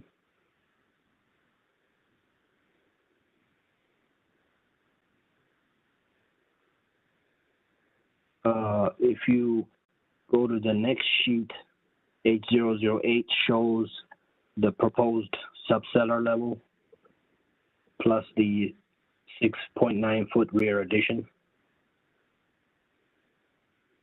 with the joists remaining at the same height. And we will only be removing the joists that are required to be removed structurally. And we would only know the extents of the conditions of the joists. We would only know once demolition starts. So whatever we can use structurally, we'll try to reuse. The next sheet, H009, shows the grade, how from the front to the back, it has a approximately a 6 foot rear step. It steps down about 6 foot to the rear. So essentially it is a walkout in the back, and that's what we're taking advantage of to get a subcellar level. And we've provided the rear and front elevations on sheet H009.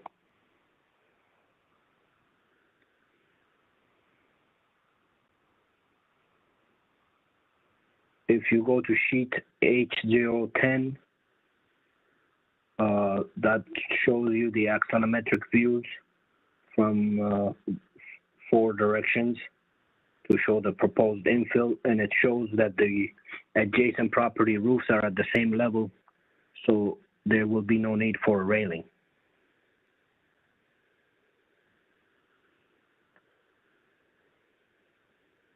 Okay. Is there anything else? Structurally, as far as the underpinning, that would be a means and method. I will leave that to the owner and the contractor to determine how they want to install the underpinning. But that would be for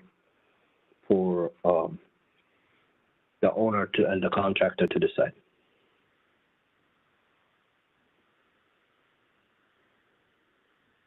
All right. Does that conclude your presentation? Yes. Okay. Thank you. Moira, I know the drawings aren't clear in the extent of demo, but based on his testimony that the joists in the rear L in the dog leg would all be removed because that back wall is being removed, do you still have the same concerns about the extent of demolition? Yeah, I mean, it's understandable if you're going for a width addition that you would not be able to reuse a partial width joist from a dog leg. But I'm also looking at things like the new stair in the center in the main block of the building that he mentioned, and also the removal of the existing historic stair. If you trace along the floor plans, that seems to cover most of the main block.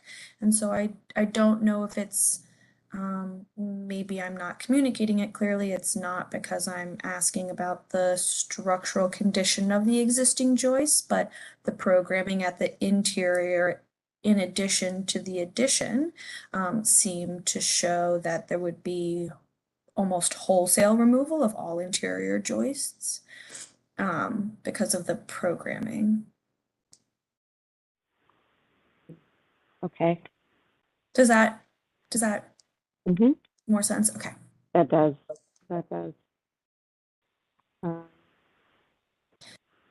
Okay. And my understanding is that it and maybe Steve could chime in. My understanding is that's something the board can approve, but I don't have the authority to, and so I want it to be transparent upfront during this concept review, so that if authority is delegated to me for permit review, I feel like I'm being asked to sign off on something that you all have understood and approved in concept. Okay. All right. The board members have any questions?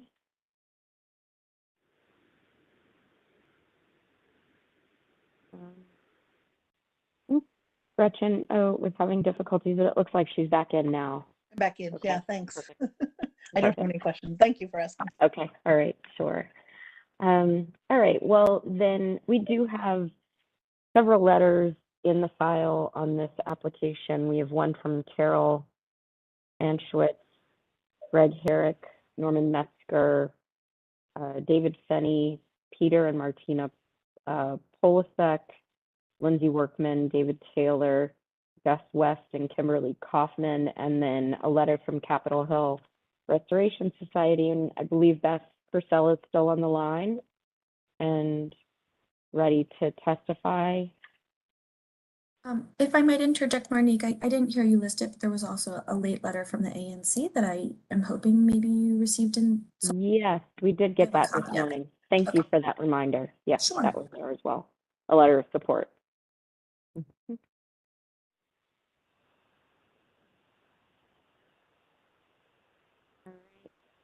Ms. Purcell, ready to make your statement?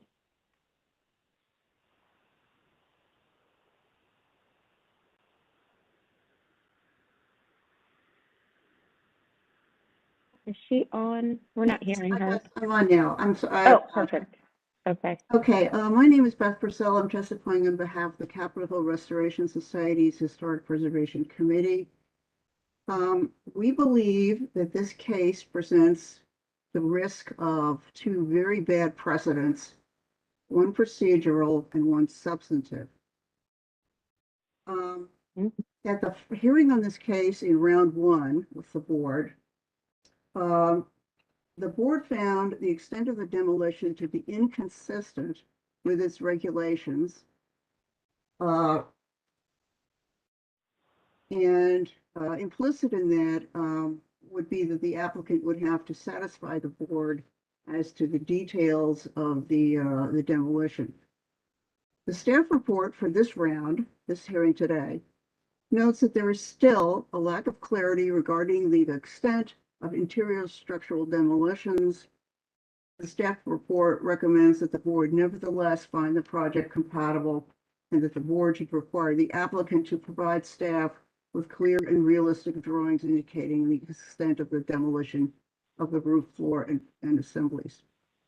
The reason we feel this case raises the possibility of a bad precedent, it seems to us that if the board instructs an applicant to provide certain critical information, the applicant defies the board and does not provide that critical information, applicants like this should not be rewarded for defying the board's directions by receiving a concept approval with the opportunity to provide the critical missing information to staff. Instead, what we think should happen here in this case today is that the board should deny concept approval or give the applicant another chance to comply by coming back before the board with the required information.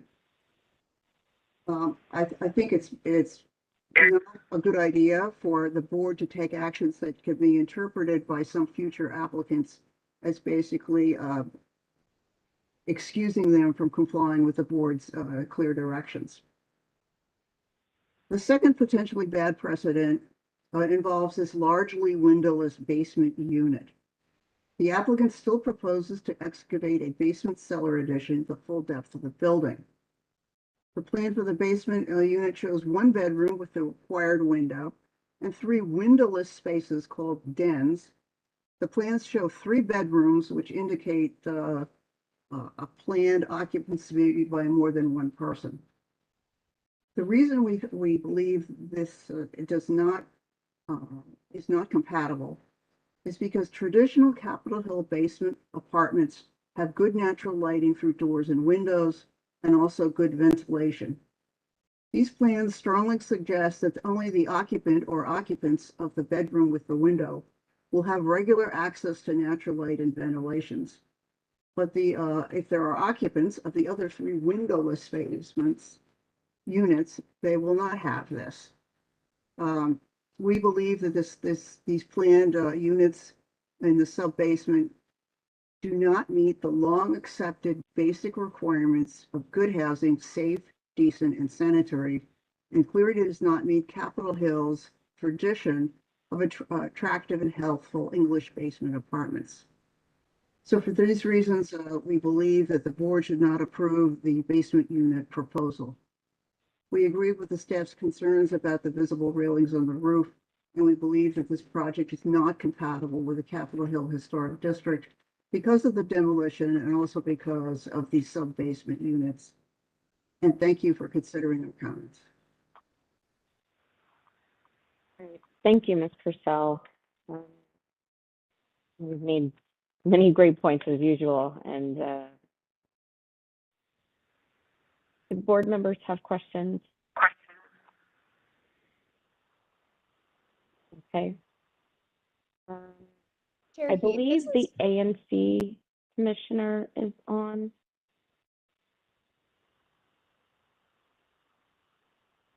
Do we have the ANC commissioner? Yes, this is Commissioner Chandra J. Raman. I am on. Perfect. You can give your testimony. Is there opportunity to be on screen? If not, just let me know that as well. There's not, Okay. unfortunately. Great. Thank you very much. My name is Chandra J. Raman.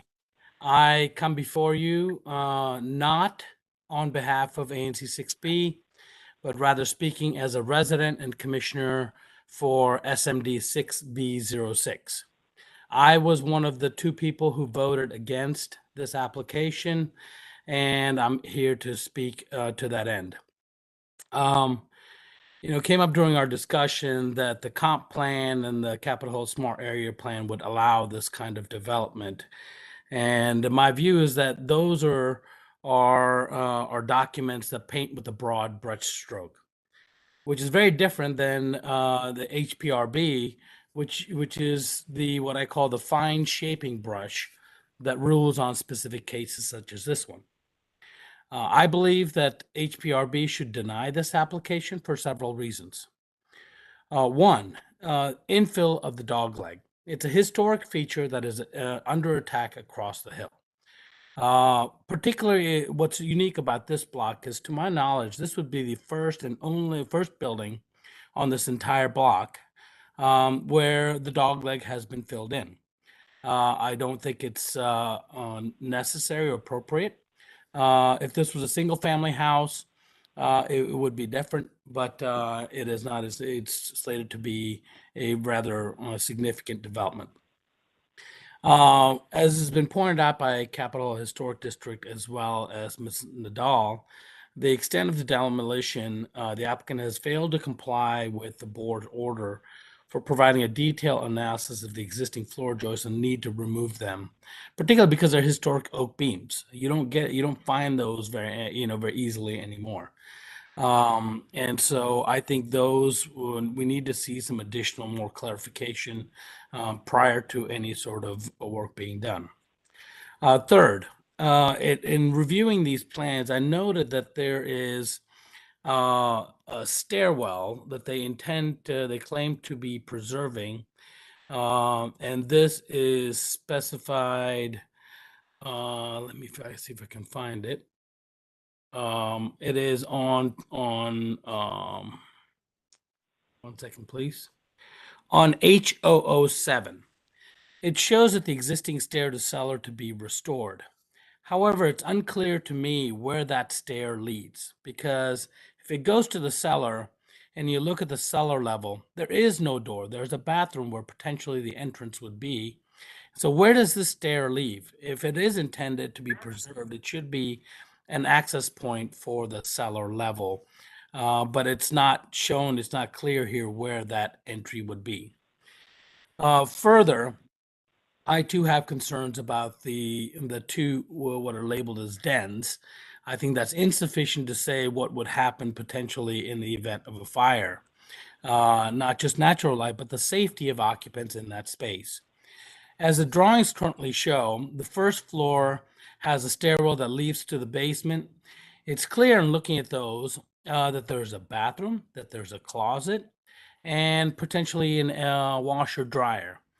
That doesn't just exactly say den. Why would you have two different dens, rooms? And if all you had to say was, you can't sleep in here, but then leave it up to the occupant to do that, it's very clear that they're intended to be bedrooms, but they're marked here as dens to circumvent the regulations.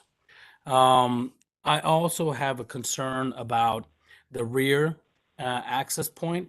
If you are going to provide access to the basement, why not use a straight staircase and put the proposed patio area at the ground level as opposed to digging down and providing a proposed area which doesn't which backs into the neighboring property. One other point is that the applicant in his testimony today has said that the rear addition is not visible from the alley. Well, that's not correct, and perhaps he misspoke. It is clearly visible from the alley, but I will admit it is not visible from 7th Street from my having a chance to walk that area. So again, to reply my 3 objections to the infill of the historic dogleg feature on this particular block. The extent of the demolition has not been detailed enough to show why those historic beams need to be removed. Problems with the existing front stairwell that lead to nowhere, and potential fire hazards for those occupying the den and the cellar level. And those are my objections to the approval of this project, and I kindly request that HPRB deny this application as presented. Thank you. Thank you, Commissioner. Were you one of the 2 no votes?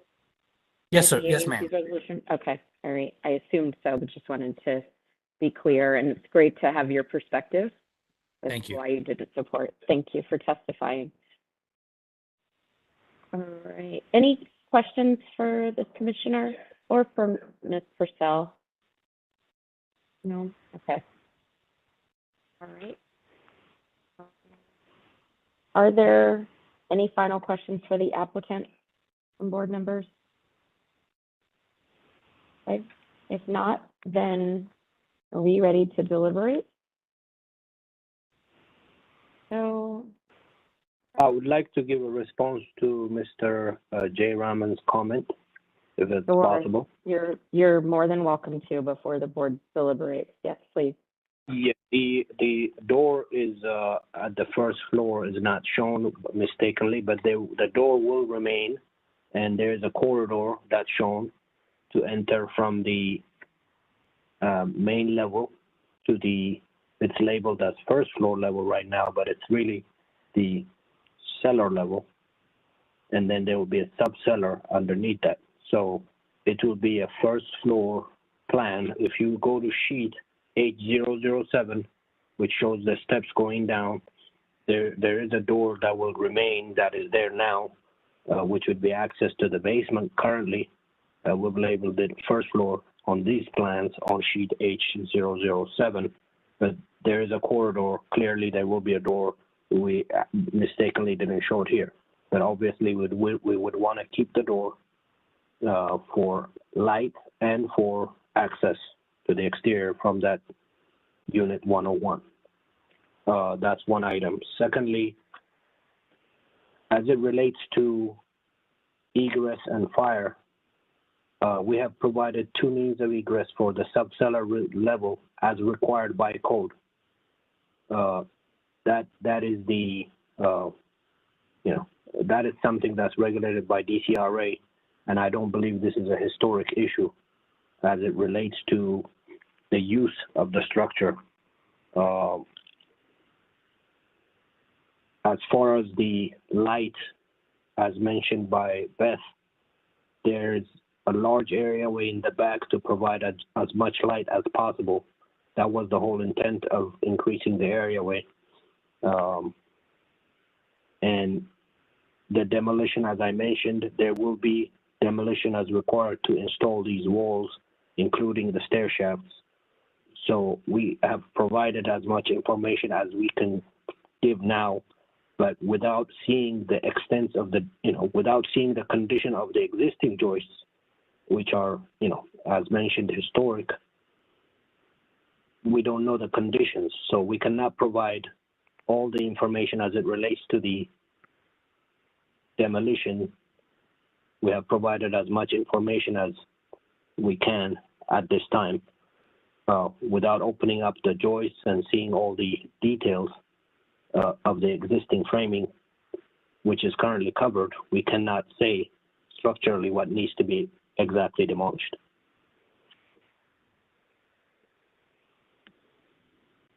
Thank you. Okay, thank you. Are there any final questions from the board?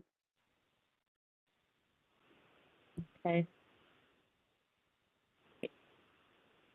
Then, would anyone like to start, any board member would like to start deliberation on this?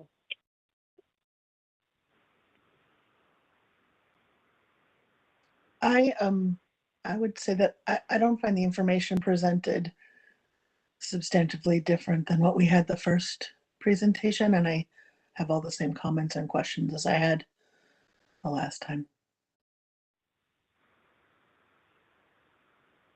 Yeah, I would agree, which is why I was very supportive of the point that Ms. Purcell made, that I do agree if the board has asked for something and an applicant has not provided it, our answer should, our response should be the same.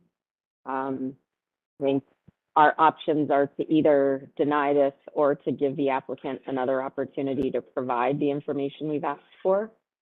And then we can make a decision on this. But I would be amenable to giving the applicant another chance to provide that. I think that staff is clear to what we're asking for, and certainly has the opportunity to communicate through you if there are any questions about what we've been asking for. sure. You know, we don't have purview over, you know, whether walls are original or not per se, but understanding the degree of demolition within the building, with the amount of reconfiguration of stairways and placement of bathrooms, just professionally, I have a lot of concern about the amount of demolition in this new stair with the skylight in the middle of the building. I just really wonder about the feasibility of retaining the significant floor, and if they really are doing substantial demolition, it would be good to know that now, because relying on what might happen or be discovered during construction, I think it's too late. It's like, it's done, right? So. Agree. Question though about that? I Go mean, ahead. obviously with a lot of these old buildings, things are discovered and conditions may be different once the building's opened up. Is there a policy that we have in terms of, I mean, obviously what we're asking them to give us their best professional assessment about what the level of demolition is and what the changes would be. But we do have, I assume, a process whereby if somehow we agreed and they got a building permit and got in there and found out there was more to be done because of the condition that the structure was in, they would have to come back to us, would they not? Or how would that work? Moira, I think that's a good question for you. Certainly through the completion of their documents as they approach permit, you would be looking for that with the demolition plans. But if something comes up during construction, post-permit, can you answer how that's handled? Yeah, so if something comes up during construction, I'm sort of reliant on the applicant to be in touch if they need to change their drawings or scope of work. I need them to let me know, to be in touch with me, to put in a permit revision. It would be ultimately the Department of Buildings, formerly known as DCRA inspectors, who would be doing those kinds of inspections, or potentially a third-party inspection agency would be doing those periodically during construction, but we as the HPO would be involved to a lesser degree. And I suspect I might not know. Mm-hmm. You know, I can't guarantee that we would know if 5 joists extra need to be removed that were originally shown on a structural drawing. I don't, you know, I don't think I've gotten that kind of call before. If an inspector might consider that to be such a small change order, that doesn't ultimately affect, you know, the dimension, the floor, the height, and everything once closed up would be effectively similar. Does that give you the answer to the question as I understood it, Matt? Is that what you were asking about? Well, I was just sort of thinking about a kind of worst case scenario here. I mean, we're concerned about the extent of demolition. The applicant, I think, has truthfully said that until they get in there, they're not going to know as much, and that's not uncommon for old buildings, the condition of things and whatnot. And I'm just trying to think a few steps ahead. They come back to us, give us the information we've requested. They get a permit, go under construction, and then they find out that the condition is significantly worse than what they had assumed it would be. Mm-hmm. I guess Matt, I'll chime in for a second here. It's very common that we issue a limited demolition permit for applicants to go in and do non-structural demolition so they can remove plaster ceilings to be And able see what's going on. to assess the structure. And that actually works from a permitting standpoint pretty well because those are pretty easy to get, and then getting the building permit usually takes a little bit more time. So that is certainly a strategy that the applicants can use. I mean, we don't usually require people to, give us an exact count of, you're going to save 23 joists, but you're allowed to remove 12 and that kind of thing. I mean, obviously, there's going to be a little bit of field adjustment, but we're looking for a conceptual approach that is either generally consistent with the Preservation Act or not. Wholesale removal of all the framing is not consistent with the Preservation Act, whereas retention of most of it, with the exception of deteriorated individual members, is consistent. So we're looking for a conceptual approach, and that's what we give permit approval for, and we would want the permit drawings to reflect that. If they discovered in the field that something was radically different than what they anticipated, then they would have to amend their building permit and indicate, no, we're not saving the framing. We have to remove most of the framing or all of the framing. So to clarify, that's helpful. That's sorry, helpful. Mr. Solomon, we're in discussion. Oh, okay. Sorry about that. Yeah, and we're just trying to clarify things for our own sake, and hopefully it will be of some benefit to you, sir. Okay, thanks, Steve.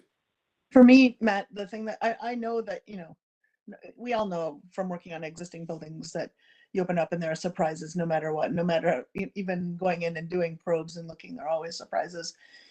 But even a structural drawing that accompanies H007 to show where they're intending to retain existing structure and where existing structure will remain and have to be replaced, that would be helpful for floors, right? Just to see like a joist layout plan. Because there is, the existing stair, all the existing bathrooms. None of the bathrooms are where they were. They're all in different places. Stairs have been relocated. There's this new stair in the middle. So just understanding what their design intent is structurally would be helpful for you and me and Monique as architects. Not to say anything, disparage any of the other board members, but we would be able to read that and have a better understanding of what the intent is, at least in terms of retaining. And then, that would tell us, do they meet, I mean, it's 3051B, right? In the DCMR, that is substantial demolition. That would give us a measure of whether we think they're doing that or not. And then certainly, there are surprises that happen, but just understand intent would be helpful. And that's what we asked for that's what I asked for in the last go around. Yeah, I mean, I'm supportive of the idea that they need to come back with that information. Yeah, I think that's the least that they can do to address the board's request. That's certainly information that they know at this point, based on what they're proposing. So, are there any other comments from the board? I think you asked if we would be in favor of giving them an opportunity, the applicant, and I would be in favor of giving the applicant the opportunity to show their structural design intent for this new layout, to understand what they're intending to retain in terms of joist layout at each of the floors, and then what they're intending to replace and install as new. Just have a layout to show what is the structural design of the floor and the roof. Yes. I'm not so, the interior is not designated, so I'm not so, it'd be nice if they could retain some of the walls. I don't necessarily agree with the applicant's statement that none of the walls are original. Some of them do seem original to me from what I know about house layouts of this era, but the interior is not designated, and it doesn't isn't as significant in terms of significant demolition in the DCMR RA. So it's more about the structure. Agree. So, so we won't take a vote on this today. We will delay a vote until such time as we receive this structural information that helps the board understand the extent of demolition based on the proposed plan. All right. Okay. Well, then that concludes our day for today and our hearings for the month of February. So we will be back in March. Thanks, Chair Heath, FAIA. Thank you. Thank you. And congratulations again. Thank you so much. I appreciate it. I know that the application process is meant to be punitive, and you know, if you survive that, a lot. Certainly a lot. it is Yes. a lot. True. Very good. Thank So you. just